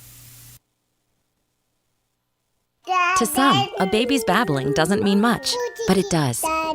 Especially if there's no babbling at all. Little to no babbling by 12 months or later is just one of the possible signs of autism in children. Learn more at autismspeaks.org. Brought to you by Autism Speaks and the Ad Council. How do airplanes fly? What's in this box? What does this thing do? Kids are curious about everything, including guns. Learn how to store your gun securely and make your home safer at endfamilyfire.org. Brought to you by End Family Fire, Brady, and the Ad Council. Central Hudson reminds you that summer thunderstorms can strike with strong, gusty winds, knocking down trees and power lines. If you see a downed power line, call 911 immediately to report it. Power lines can carry an electric current strong enough to cause injury or death. Stay at least 30 feet away from a fallen line. Don't try to move it or anything that has come in contact with it. And never drive over a power line. Remember, your safety matters. Hi, my name is George Post from Ulster Park, New York, and I support Kingston Community Radio, and so should you. Where else can you speak to your local representatives on the air and have your questions answered? So thank you, and support KCR. You're listening to WGHQ AM 920 and 92.5 FM, the home of Kingston Community Radio, KCR. My name is Dan Gatis, and it is 8:03 a.m., and it's Monday, June 28th. 75 degrees right now here in Uptown Kingston. Herzog's Paint and Design Center, located in the Kingston Plaza, is there for you, offering the largest selection of Benjamin Moore paints and the area's most complete line of painting supplies. Herzog's Paint and Design Center also provides color samples from Benjamin Moore paints, including the eco-friendly Aura line. Color decorating consultants and expert interior designers are there, ready to assist you in choosing the right colors and more. Visit Herzog's in the Kingston Plaza. Now let's get back to the on-air studio. with Tony Marmo, Don Williams, and our new guest. Okay, folks, we're back. This show has no resemblance to Medical Monday. We're just two guys. But you have a history in medicine to some respect. Yeah, I basically checked insurances when I was in healthcare. No, weren't you the CEO or something? Of That's the rumor, yeah, from 1994 until 2003. Well, you have extensive history. And then I ran nursing homes for 10 years. That was fun, too. God bless you for that. That is. And then I became old enough to be in a nursing home. So that's why I stopped and then bought a staffing company. You're looking at me like... I've never really heard you talk about yourself before. Never. I don't do that a whole lot. You're very good at that. You really are. You should be commended for that. The job here is to talk to our great guests. And we have a great guest. You're supposed to... Oh, yeah. This is Tony Marmo. And Donald Williams. And our guest is... John Milgram, the one and only. Good morning. Inimitable one. John and I, and we'll talk about that later. We have a little history. A little history. A strong history. Strong one. John and I have a little history, too, going back in the day. Because he could always call me for a quote, a soundbite, as he would say. And would he call you at about the same time he used to call me, which was 10:30, 11 It was usually o'clock about you, at night? Don. It was I needed something from Tony. Tell me about Don. I've got to find out something. Right. He needs a...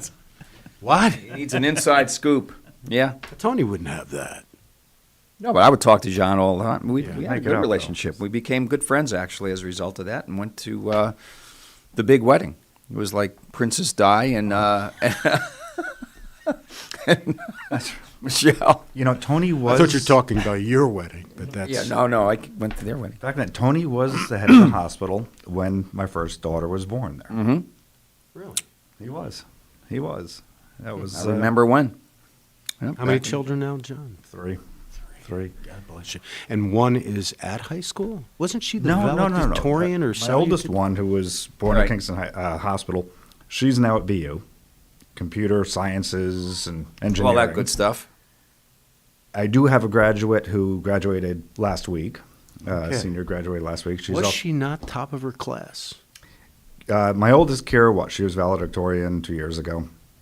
There you go. 2019. So since we're on stories today, let's hear your story about you grew up where? This John Milgram works for Ulster County government right now. You're like some kind of deputy something or other. Deputy county executive. There you go. Which is like chief assistant to the DA. You're the top guy after Patrick. Well, there are actually there's three or four, three right? of us, and what we do is we split a portfolio. Mm-hmm. I have a variety of departments. Mark Ryder has a variety of departments. And Evelyn Wright's got a variety of departments we oversee and run, and there's clearly a lot of overlap and a lot of intermixing. Each of us is a great team. We each have our specialties, our strengths. We work off each other, and frankly, we've had a really very difficult run, busy run, but frankly, very successful run with the pandemic, obviously, and keeping everything else going at the meantime. And rough time to lead, man. It's a rough time to lead. It is. But I interrupted when you asked John about his background. Yeah, I'm just curious. I mean, I think I might know this, but the listeners may not know, and maybe the judge doesn't know. You grew up where? I grew up in Manhattan, down in the city. Where? Upper East Side. Okay. My mother is a Kingston native. Oh. Her father, my grandfather was Al Reyna. He owned the first GE distributor appliances in town. Reyna, right. My uncle, Tommy Reyna, had the rug den, built it out on Route 32. Originally, the Gulf Station on North Front Street. Rug den? The rug den. The rug den. No idea. Actually, it was my father and my uncle. My father helped finance it, and my uncle ran it for forever and owned it. Your dad was a special guy, your father. Yeah, no, he was a wonderful artist, wonderful parent. What's a great sense of humor. Your mom's maiden name? Reyna. Reyna, okay. Yep. Italian? No, Spanish. What? Yep. We were going to claim you as Italian. I can see the Spanish Mediterranean. You see it? You see kind of the... It's the blonde hair? Is that what does it? It's the face eyes? color, Yeah. It's the lobster red complexion I've got. The Scandinavians came down and conquered Spain at some point. Your dad, German? Oh my God. We were a family. There was some Russian, some Polish, and my father. My mother, a lot of British, half Spanish. Mine's 57, huh? Yeah, a little bit of everything. Which is so much of what all of us, except for the Marmo back. I spent a couple years in Brooklyn. I heard that you all were talking about I was Brooklyn. about to say you probably went from Manhattan to Brooklyn straight I to the city did. of I did. A Kingston. little college jaunt in Fort Greene. Then Fort Greene. It's between Williamsburg and downtown Brooklyn. Okay. Between the Manhattan Bridge, Williamsburg Bridge. My deceased wife was originally from Brooklyn Heights, so. Oh, I didn't, yeah. See, there's some. The nice part.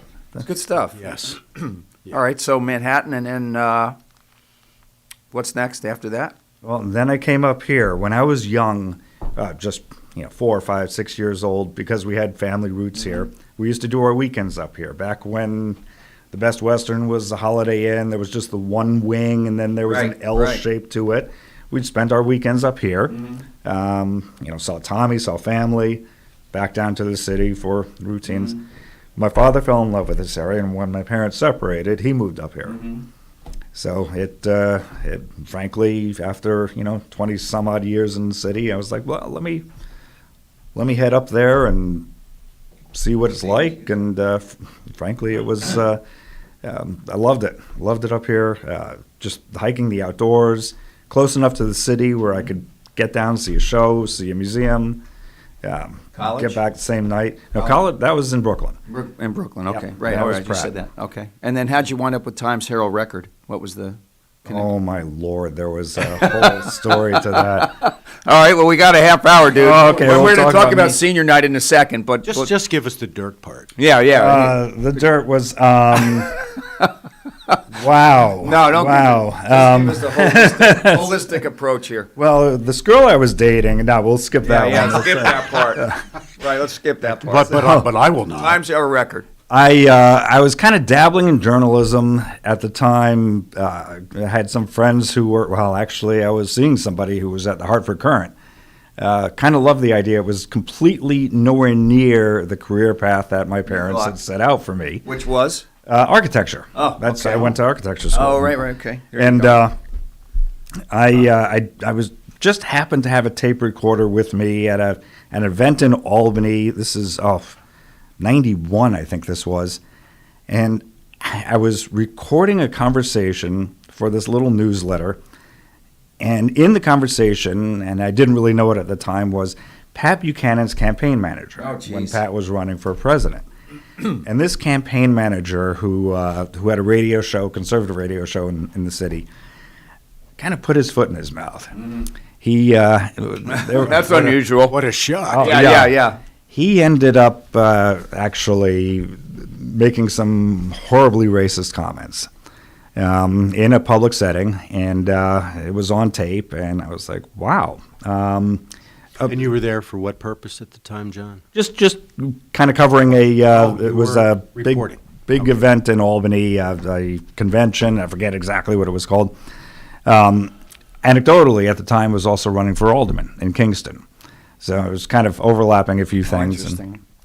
But I took that tape, and I was friends with, I think it was Dick Gardner, who had a radio news show in Kingston. I played it for him, and he was like, wow. And we ended up cutting a news story out of it. Right. They were affiliated with CBS 880. Okay. So a few minutes after it aired in Kingston, it aired in 880, and then it went to AP and the Times. And took off. Buchanan's campaign was kind of in turmoil from this, and I was like, this was kind of fun. This cool. was good, yeah. So and obviously the Freeman did not offer you a job, but the record. No, I wanted to do more of that. Yeah. I really kind of enjoyed just airing stories, talking about what people are doing in the community, and the next day I called the Middletown Record and I'm like, hey, I got this story in AP. It was kind of a big story. I really loved it. I want to do some more. And they were looking for freelancers. And I did very well as a freelancer. I broke a lot of stories, had a lot of fun, worked my rear end off. Yes, you did.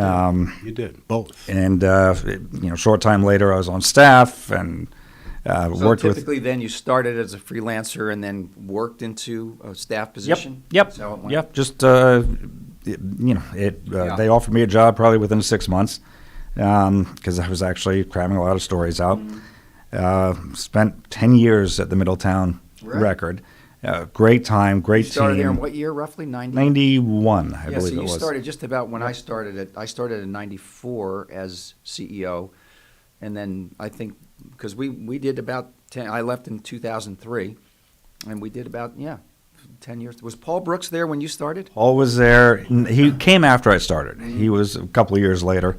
We opened the bureau here in Kingston. Had a When did that great happen? 'Cause time. I remember when you left. 94, 95, we opened in Kingston. I think the Record no longer has a real presence in Kingston, does it? No, not enough. The news industry has changed so dramatically. The Yeah. papers are kind of a shell of what they used to be. They still have some really phenomenal talent there. John, I don't want to give John It's not the a bigger resources. head, Right. but there were such fine reporters, Tom Wakeman and Matt Sperring from the Daily Freeman, John with the Record, Paul Brooks too.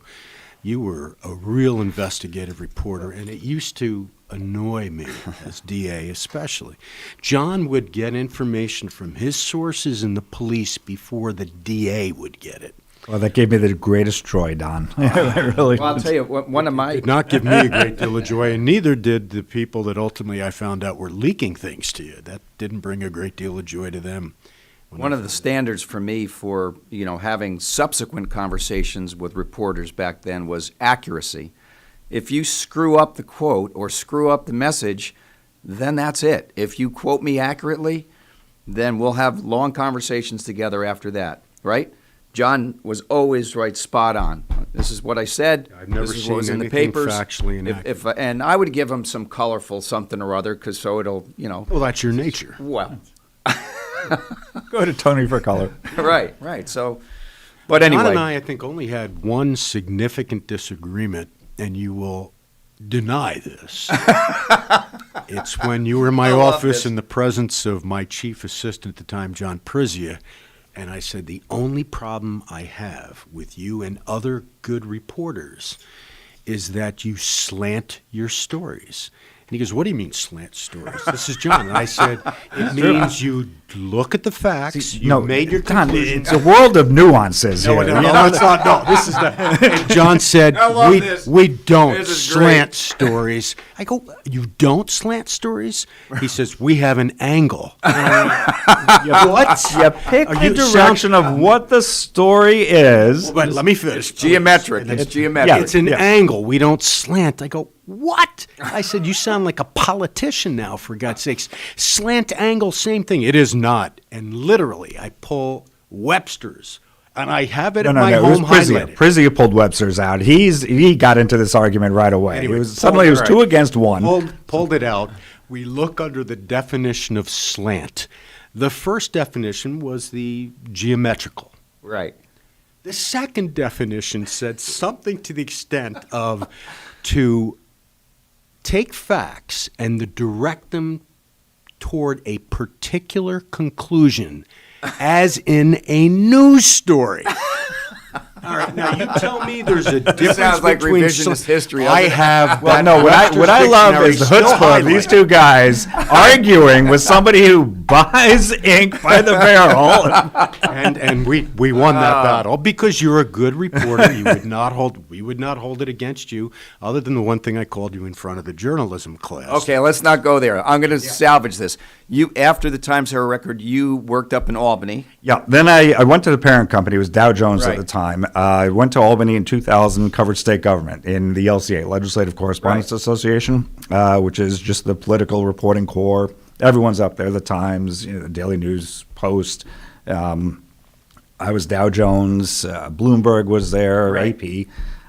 Good group of people. You cover the governor, you cover the legislature, you cover the lawmaking, the budget process. Lots of political stories, lots of money coming through. Everything is kind of running through here. Great experience, very different from what I did here, which mainly I did police and courts and crimes and disasters, and loved that. And then when Cuomo won office as Attorney General, I was offered a job there. I was his third hire. Had a remarkable time there. Just whole But career you really switch. had no life then, John. I remember you Commuting, carrying right? that, Commuting, carrying commuting. that phone. What was the BlackBerry everywhere? Yeah, the And BlackBerry. the guy had no life. Yeah. Great job. Very interesting. Well, raising the children, commuting it an was hour challenging. each way.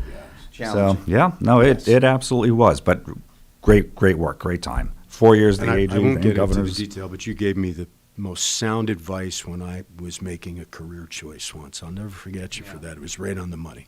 We'll talk about it off air. And then that's kind of cool that you came full circle, and back in Ulster County, helping our citizens have Yeah, better lives. How did and- that happen, John, that you come and go to the administrator's office? That's Well, Pat was, he had a phenomenal race as running for Congress. That was a Really very did. tough field, a lot of money involved. Sure. But he has a lot of roots in the community. His family is all from here. Brilliant guy, and just did tremendous service with. He went to West Point. He served twice in Iraq, and really wanted to do public service. And The beauty is replacing the beast. So I have to leave. Do I have to leave? No, I'm leaving. John, thank you. Thanks, Tony. Don't forget to talk about a good morning, Fran. Good morning, but you guys carry on because I was enjoying watching this out Yeah, there. no. Oh my God! People see this. One of the reasons that John is here is to talk about senior night, but so is especially. Oh no, we'll get to that. Yeah. Okay. See you. Take care, Tony. I helped him a little bit with the congressional race, and then obviously the seat opened up for county executive after that race was Oh, so you were determined. involved in the race. I Yes, didn't know peripherally. he ended up number 2. He did. Yeah. No, it was We're talking about tremendous. Patrick Ryan, how John got involved. And Antonio Delgado won that race, and Yes. now he's our congressman. They're very close. They work well together, Good. which is nice. Which is not always the case when you have people in battle in a political race. No, it's but the integrity is That's second great. to none for. I don't know both of much them. about Pat. Well, it's I think you know the family name. Bobby Ryan. I didn't right. know that that's- Pat was one of the Ryan. Oh. They're cousins. Really? right? Okay. Yep. Second I cousin. did not know Kevin that. So and he has a Pat- real. Kevin and Kevin Pat was- Ryan are right. his parents. Okay. Sorry, that's the part. No, thank you. John Porsche, his grandfather, was alderman for years in Well, and Kingston. for whatever reason, I didn't think Pat had a history and foundation. Oh, in this tremendous county. history. Oh, that's great. He That's loves the good. county. He loves the area. The roots are deep. Great, Deep, good, so. great family. the So Ryans. it was the mesh was good. So he invited me to come down and work. How do with you him. like it? I mean, Oh, I it's love different. it. From, I absolutely love it. yeah. Yeah. Well, I don't think you've had a profession that you really didn't like. From what I know about you, you dive head first into everything you do. Now it's look, we didn't plan on a pandemic, but that was yeah. I mean, everything I've done in government, I've looked at as kind of problem solving. So pandemic came along. Let's solve a lot of problems. How do we do the testing? How do we Speaking do of the the vaccines? pandemic. How do we give our citizens some sort of normalcy? How do we protect the ones who need the protecting? And So- you've also gone beyond your job and done that, and that's why we brought you back in today, which deals with how the pandemic has affected high school students, Kingston High School especially, and how much they've lost. And you, and I know we had John DeGasperis and Derek Spada in before the event. Tell the audience a little bit about the event and how it came off. Well, it's probably about a month ago. Another parent was just kind of lamenting. Another parent of a senior in class. I have a senior who just graduated. Came to me and says, "This is such a crazy year." And at the time, we were going to do 2 graduation ceremonies. Prom was canceled. May Day, homecoming was odd or strange or kind of non-existent. She said, "We have to do something." I'm like, yeah, why don't we let me make a few calls and let's see if we can do something. So kind of just a little side project blossomed pretty quickly. I made some calls. Everyone I talked to wanted to help. They called other people who wanted to help. Let's do something. We came up with a location. We came up with a date, which had to change because of pandemic, obviously. Decided to do a after graduation party, celebration, dance, I mean, it's funny. In maybe a 2 or 3 day period where I gathered the first supporters, I was uptown. I passed John DeGasperis, who was sitting with Derek Spada. He says, "Hey, John, are you guys doing anything for the seniors out at Tech City? Last year we did the drive-in movie theater out there." Yeah. He's like, "Because we'd really love to do something. Can we do fireworks for them?" And I'm like, "Well, I wasn't doing anything at Tech City. We didn't have any plans for that." I'm like, "But I'm setting something up down at Kingston Point." And, I'd be, yeah. So they're like, "Well, we're in. We'd like to do something." I'm like, "Great." Then I talked to Steve Noble, reserved the Rotary Park, reserved the point. He made a call to Tim Feeney over at Feeney Boatyards. Tim was like anything for these kids. Good person. And he's like, "Yeah, I'll give you a barge. I'll give you a tug." That's awesome. The Gaspers got the Bosch and Keegan got the fireworks from Legion down in Wappingers Falls. Okay, we've got a pretty good show coming together. We're going to give fireworks to the kids. We ended up just with this idea. We've got to give something back to the kids. We want to make sure every senior is invited. We want to make sure they don't have to pay a penny. So we fed them. We brought in a DJ. Actually, a bunch of kids brought their own instruments and a drum set and played some music that night. Last Thursday night after graduation, it started at 8, ran till midnight. Had maybe, out of the class, we had about 125 of the kids. That's a lot. It was a pretty good showing. A lot came late. Right. This was Friday night after graduation, right? Was Friday it Friday? night, right. When Yeah, midnight- because yep, I was at Friday, a yep. graduation dinner for Andrew Hill, and all of a sudden he's like, "Bye, everybody, I gotta go because I'm going to senior night." Yeah, so we had a photographer, Carl Cox was there. So 8 o'clock people came, some dressed up, some just wanted to get their pictures taken. Did some mingling, and then what we did was we invited also family and friends. The Rotary Park section we reserved just for the seniors. That was going to be their exclusive. We had an ice cream truck. Dingling was there, and all the ice cream you can eat. You get a ticket, and you get ice cream cones or pops. And we had a food truck there. Rufino Taste of Mexico, phenomenal food truck. Again, kids just go ahead, order, and it's all That's taken care so of. cool. Did a GoFundMe that pulled in about $4,000 just cash, aside from Raise? raise money. Just RAISE. Yes. To pay for some of the food and So who- save on the cost. Other than the fundraiser, who are the other supporters? Bosch and Keegan. There's a huge list of supporters. Color Page, Ulster Savings Bank. They covered the ice cream. They covered the light towers that we rented just to light up part of the park. Dallas Hot Wieners. They did the tablecloths. The Bruderhof community did the tables and chairs. Santa Fe, Herzog's, Kingston Plaza. They did the tent. We had a 60 by 40 tent, all lit with string lights. It was gorgeous. Oh my God, I can't think of them all offhand. Yeah, pretty much. After you think of a business, they were there. Are they listed on the website? I think they're all. Yeah, on okay. What is the website again? It's on Facebook, KHS Class of 2021 Celebration, Senior Send-Off and Celebration. There's also a website, KHS2021.com. So, and that I'll had look the it up. information I'd to sign up. It always seems to be the same businesses or people that support. The two legal entities, O'Connor, Minetti, DeGasperis, and Bosch and Keegan, Herzog's, all of those same, like Dallas Hot Wieners. It's incredible. Oh, it was phenomenal. A little anecdote. I'm sitting on a bench outside the county building talking to the head of RUPCO, and I get a text from Ulster Savings Bank. And Ulster Savings. John, just want you to know we just deposited money into the Rotary account to cover the ice cream, to cover the light towers. And I'm sitting there, and I'm just amazed. I'm like, wow, the money that was coming in, the support that's coming in. I had Rupco next to me. I told him the story about the text as it came in real time. He's like, wait, here. He ran to his office, got a check, came back for the kids. So that's great. We ended It up really is having a really wonderful night. 9:15, the DJ announced it to the crowd, everyone to the beach. There were hundreds more people who came down. The parking lot, the street was just packed with cars. Once the event at the Rotary ended, then it became open. No. What we did was we did wristbands for the seniors. Okay. So a special wristband. 9:15, we made an announcement. Head over to the beach. So all the kids cleared out from Rotary Park. They went to the beach, packed the beach. Everyone's mingling about, waiting. the sheriff's deputy, Joe Steyer, he runs the Marine Patrol. Great guy. He's texting me. I'm like, where's that barge?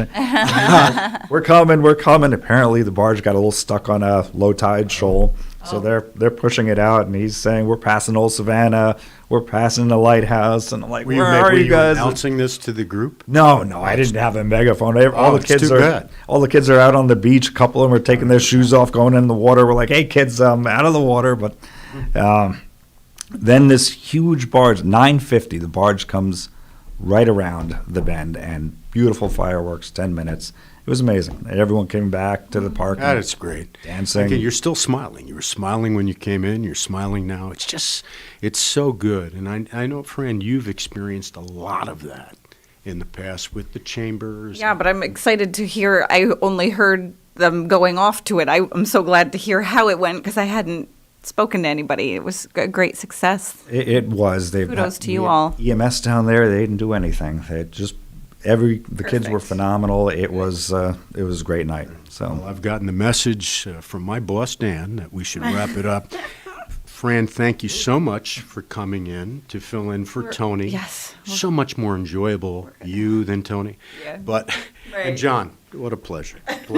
We have to get together and reminisce, and we'll talk about the definitions of slant and angle. Yeah. That was good. We should go back to enjoyed that. Yeah. I do have the dictionary highlighted, John. Yeah, and I've got a couple other points I want to bring up. All right. Thanks again. Is that it for this session, Dan? Yeah, for this half hour. Thank you so much, John Milgram, for being in today. Thank you so much, and thank you, Fran DiPetrillo-Savoca, for filling in for this next half hour. It's now at the bottom of the hour, and you're with us here at Kingston Community Radio, KCR at AM 920, 92.5 FM, and streaming online at mykcr.org. Monday, June 28th, and 75 degrees now here in Uptown Kingston at Herzog's Home and Paint Centers. Community, family, neighborhood all matter. Herzog's employees have been a part of the community forever, and they value personal customer service and being close to their community. Stop by Herzog's Home and Paint Center in the Kingston Plaza for all of your home building, maintenance, and painting needs, and discover the difference of buying local. Check them out at herzogs.com. Sales are ongoing. Mid-Hudson Valley weather and forecast one more time. Today, sun and clouds mixed. Stray shower possible today. Extreme high of 94. Be careful, keep hydrating, and be careful of the heat today. Tonight, partly cloudy, a 20% chance of a stray shower or a thunderstorm possible tonight, a low of 72. Tuesday, sunny during the morning, a 40% chance of scattered showers or thunderstorms, a high of 93 for Tuesday. Tuesday night, cloudy early in the evening and then clear skies overnight. Wednesday, generally sunny, a possible stray shower with a high of 93 Wednesday. And Wednesday night, 50% chance of scattered thunderstorms, a low of 69. We'll be right back.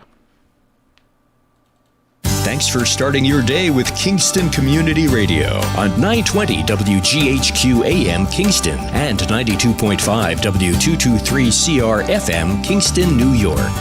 Magic 92.5. Okay, man, this is your time. Maybe you didn't choose this, but you're here now. You're gonna go out there and be an all-star caregiver. Cook, clean, be there emotionally and physically. You gotta dig deeper. Drive them to physical therapy, doctor's appointments, because that's what caregivers do. Don't give up. Show the world that you're tougher than tough. Caregiving is tougher than tough. Find the care guides you need at aarp.org/caregiving. Brought to you by AARP and the Ad Council. Never completely ready to adopt a teen. For late nights writing English papers. For your teen's music taste. For dinners where they talk more on their phone than with you. For the first time, they call you mom. You're never completely ready to adopt a teen, and you can't imagine the reward. To learn more about adopting a teen, visit adoptuskids.org. Brought to you by the U.S. Department of Health and Human Services, Adopt U.S. Kids, and the Ad Council. Hi, this is Shirley Stabe from Kingston, and I support Kingston Community Radio, and so should you.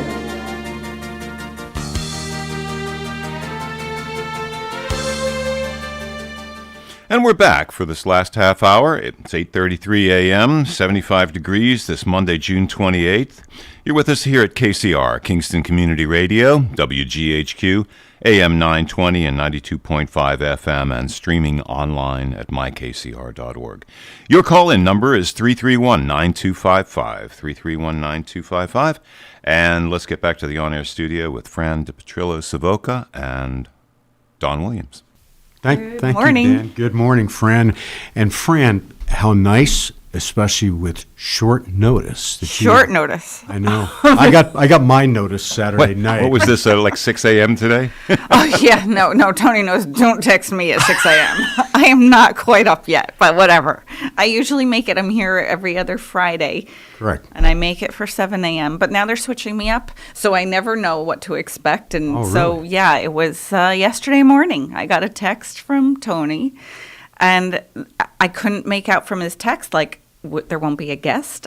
And then I realized it's Don Williams, and it's me, and we're two Italians. Yes. Who can talk. Absolutely. And we have history together. Good history. Great history. I used to say that as DA or a judge. Oh, you look familiar, and I would get this. But no, we had a good history. Yeah. So. Luckily, it's not a bad thing that I look familiar. And I say that to people, and it does give not always a warm, fuzzy reaction. So. Because for many years, Don was my favorite session, and I really shouldn't say that publicly because there were so many great speakers for our leadership class, but Don Williams always agreed to speak to the Ulster County Leadership Institute class every year, and it was a three-hour gig. What? I forgot. 2 or 3. It was 3. It was 3. But there, what opportunity do people get to come in and speak to the DA and really hear what happens and how this all works?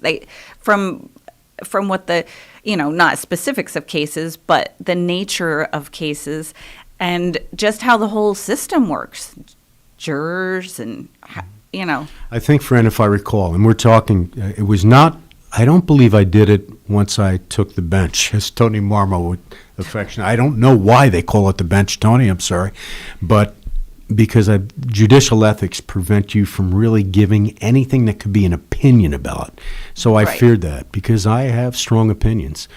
But I think it was DA, and maybe even when I was chief assistant. But if I recall correctly, what I would do, which would change things up from, I imagine, what other people would do, I would give them an opening statement from a real case or a summation from a real case that I had prosecuted.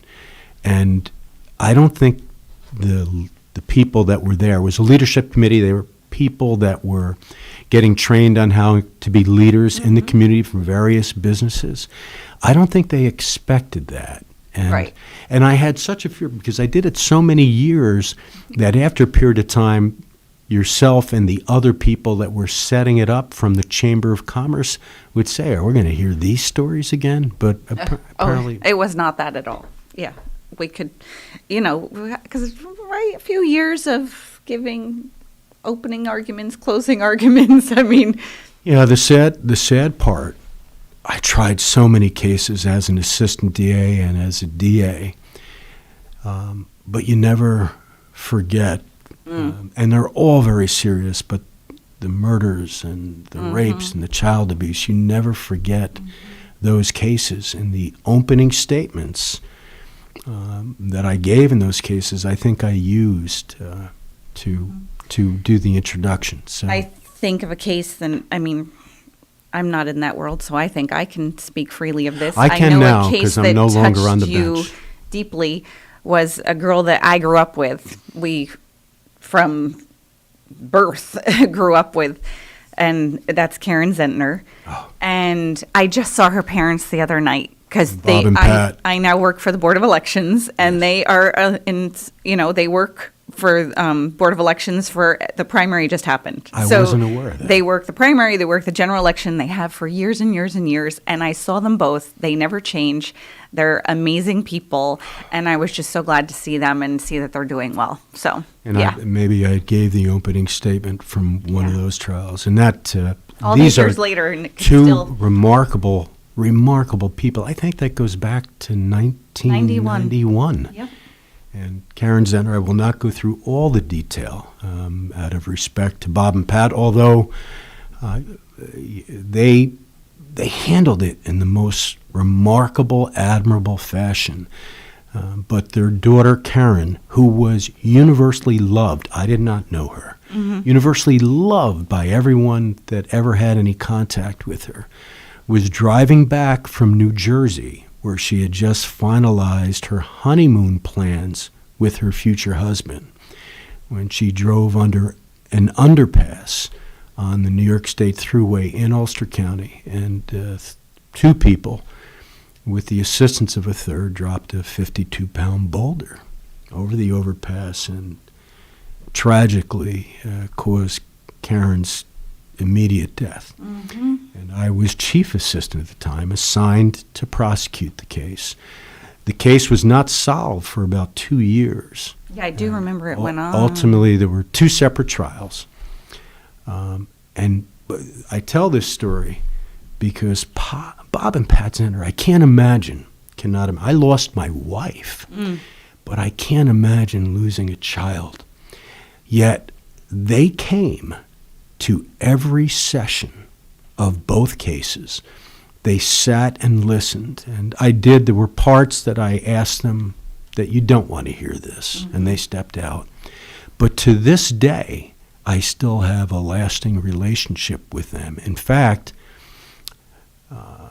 Bob Zentner and I recently had a couple of beers, only 2, Very nice. at the German Center, which is off of Greenkill Avenue somewhere. And it was I know what you mean. they're 2 such remarkable people, and I've met many in the 40 years I did this, but Bob and Pat Zentner were simply amazing. Now, you say some brief history.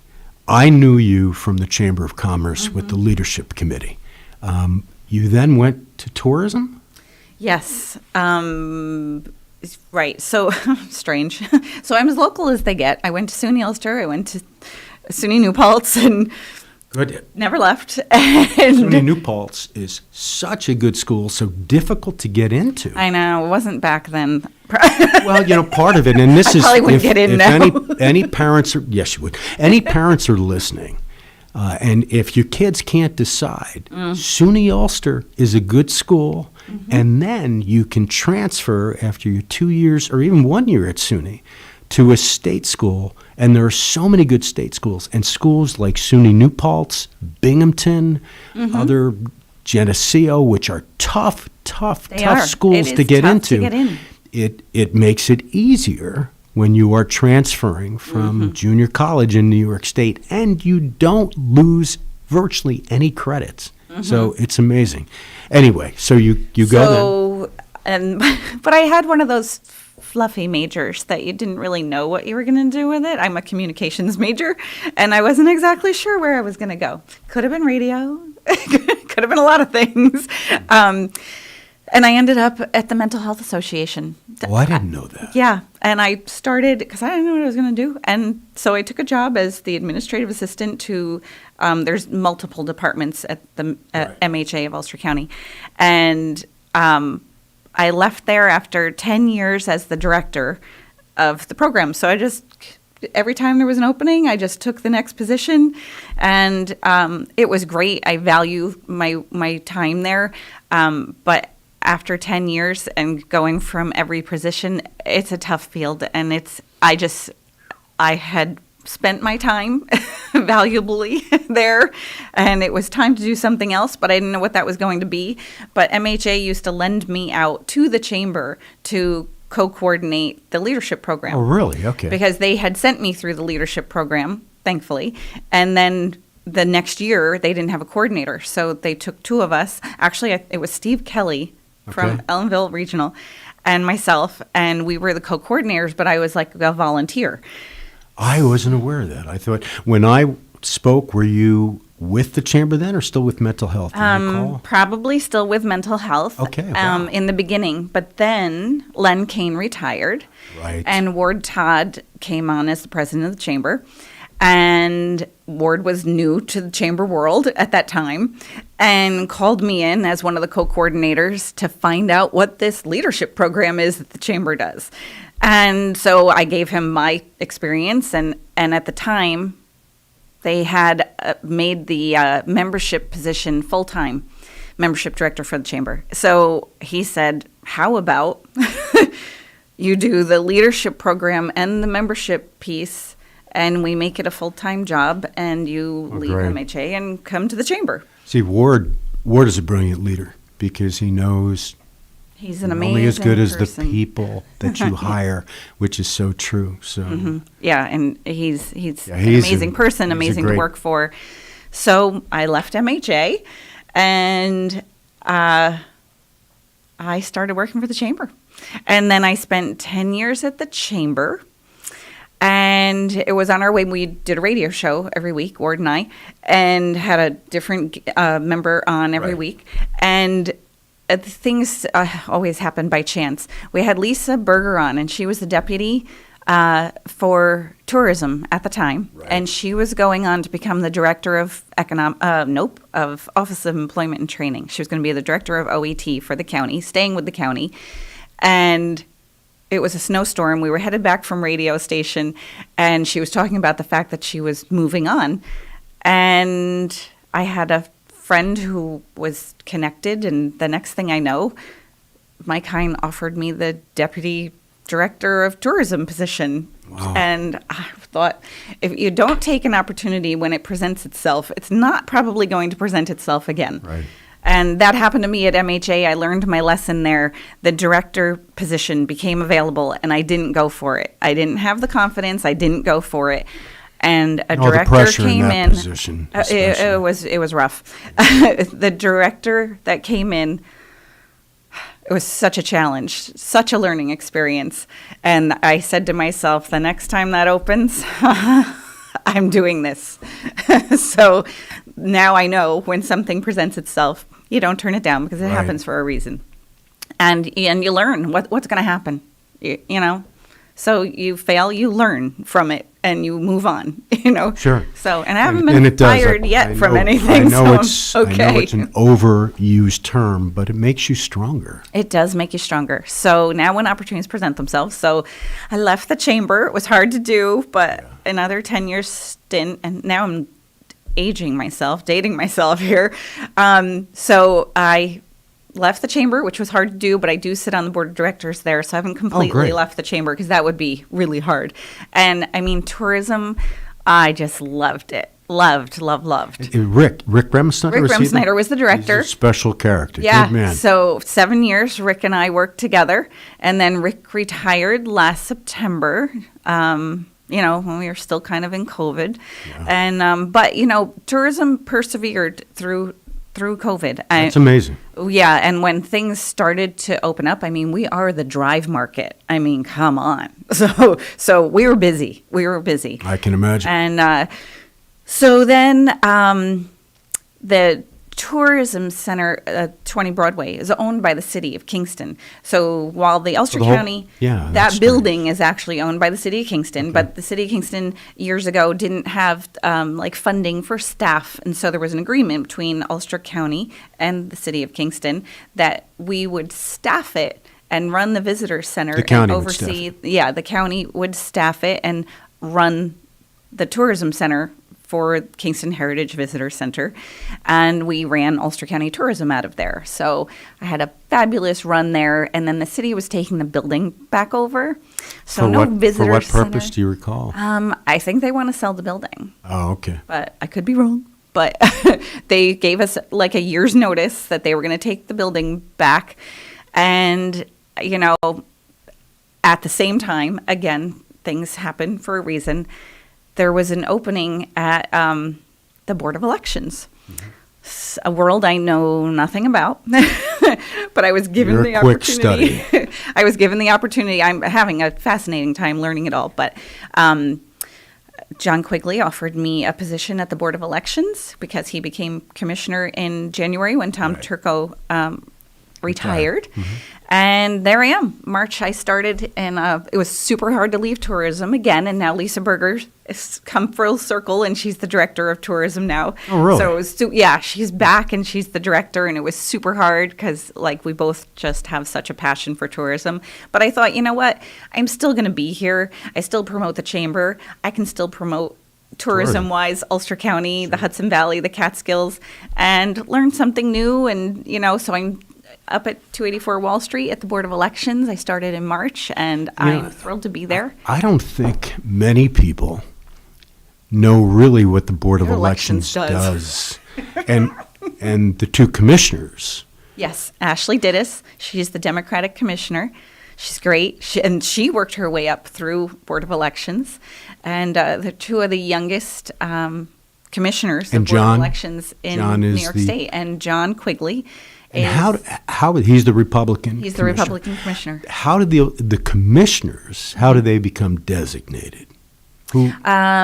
So if I'm not mistaken, I think like Tom Turco retiring I think as the retiring commissioner comes out, they make a recommendation to the Ulster County legislature, and then they're voted in through the legislature, But they're approved. There's a mandate that one must be Democrat, one must be Republican, obviously to, at least for the purpose of appearance, if nothing more, that there's balance and equity, two sides. Absolutely. together. So our whole office is broken down like that.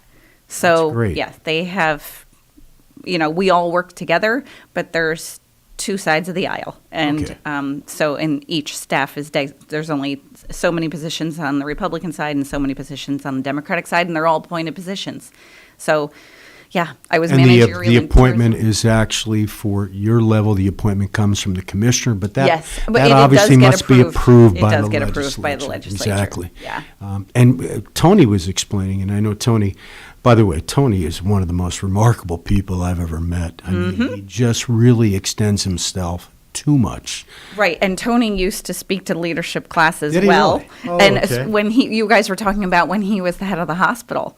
That's what the CEO of the hospital. Yeah. Okay. He used Well, you to had talk- some interesting people. Yes. Yes. And look, all these years later, I love that program. If anybody wants to partake in the Ulster County Regional Chamber of Commerce Leadership Institute, I highly recommend it. And, John Milgram was on earlier, and I just want to say, as he was leaving, Ulster County Regional Chamber of Commerce was one of the big sponsors, like coordinating and putting on promoters for Friday night's senior night. Right. And John said he was remiss in not giving them the credit they deserved. So they, kudos to them for Friday night. Yeah, I mean, so many local agencies, and it's the same ones, businesses or agencies. Our over true and community banks. Well, if they ever need someone to speak again, now that I'm retired, you can I'm speak permitted to. freely. So I. Oh, very nice. Yeah. So, How is retirement, Don Williams? I don't think I've seen you since. No, we don't get to see It was each a other much at all. pandemic, Not many people have seen me at all, and the attorneys are all reveling in delight. That's not completely true, but I miss it tremendously. And I bet. Had I run again, Fran, back in 2019, because of my age, for county court judges, there's an age limit.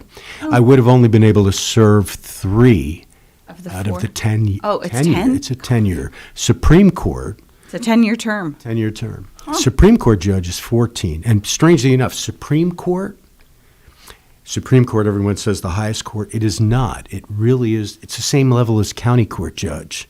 They do negligence cases, divorces, things like that. The county court judge does all the major criminal felonies.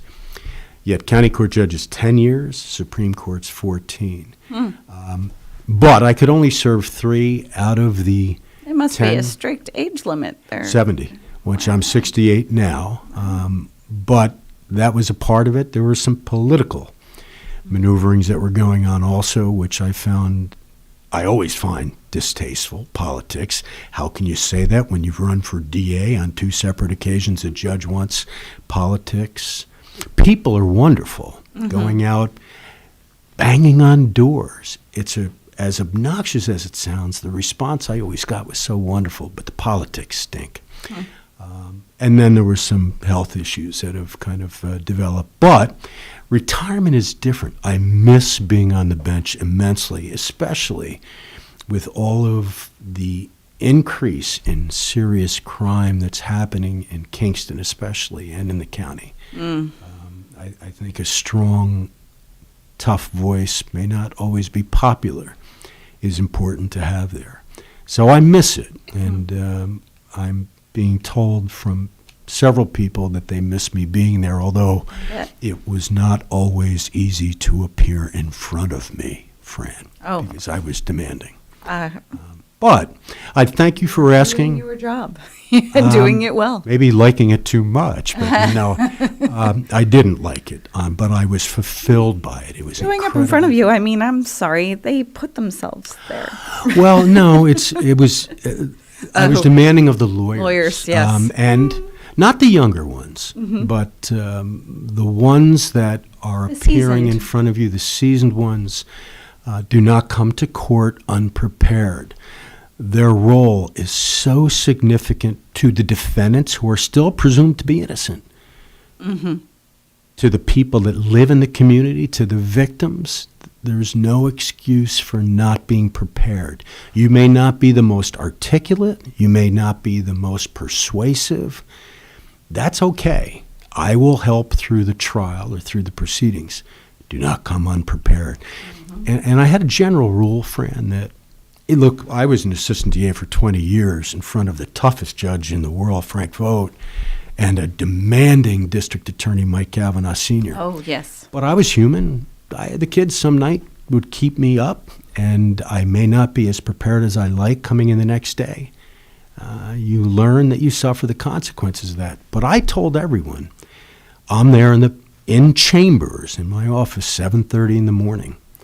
If you're not prepared, if something happened, I understand. We're all human. Let me know beforehand.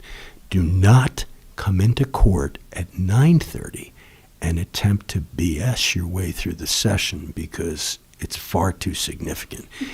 And some people did that. Some people did it repeatedly. Some people created theater. There's enough emotion and passion in court that you should not be acting in court. Believe in what you're doing. Be yourself. Don't act. So I didn't tolerate those type of things. And so you're thinking those folks don't miss you?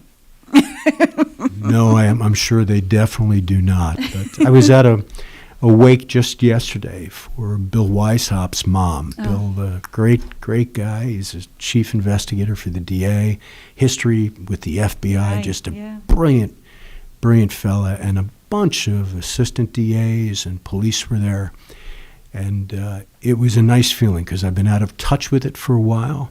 Hearing you talk about the leadership speeches that I gave, hearing those folks talk about that they wish I was still there means a lot. So retirement, I'm used to being up and being at work at 7:30 and leaving at 6. That part's not that bad, getting to sleep mornings, but I miss it tremendously. And it's nice to hear that, at least from a large portion, that I'm missed also. Do you think when schools go back to being a little more normal, hopefully this September, like you'll get involved with the school systems with mock trial? I did that when I was an assistant district attorney. But Some of the it's as far as that. I'm not rich, but doing what I did as DA and the judge. And the judge's salaries have increased dramatically in the last 3 years. For 13 years, no raises, no cost of living for 13 years, being the DA and judge. But then the last 2 or 3 years, they've, I think it's too much. Now that you're gone.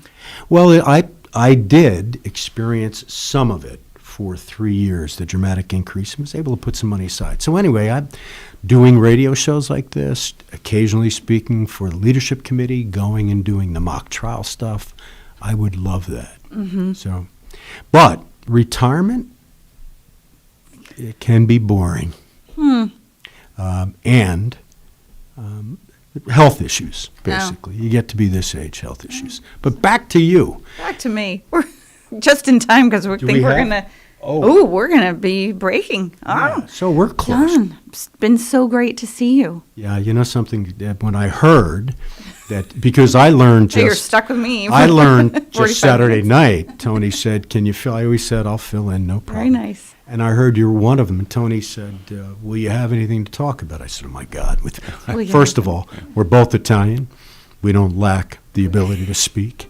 But also, we have a long history, and a good one. I Yeah. have fond memories from say. those days, Fran. Yeah. So hopefully we can get you back in again. Thursdays is Are you normally on the day. Thursdays? I do. It's one Thursday a month with Tony. Okay. I believe I do. But I hear rumor of me going to Thursdays, but something tells me it's not the day you're on. probably not. Maybe Yeah, I'm another only Thursday, right? one month, one Thank you, Thursday a Fran. month. So Thanks for having us, Dan. Absolutely. Oh my gosh, I'm just so thrilled to see all of you folks today. Historical roots of the term bench come from judges having formerly sat on long seats. In earlier iterations of the court, freestanding or against a wall, presiding over a court. on a bench. On a So bench. that's, Yeah. I like the term, bench. It- Bench and chambers. Yeah. Has a real sophisticated Dun, ring. dun, dun. It's great. Okay. Yeah, it has that also.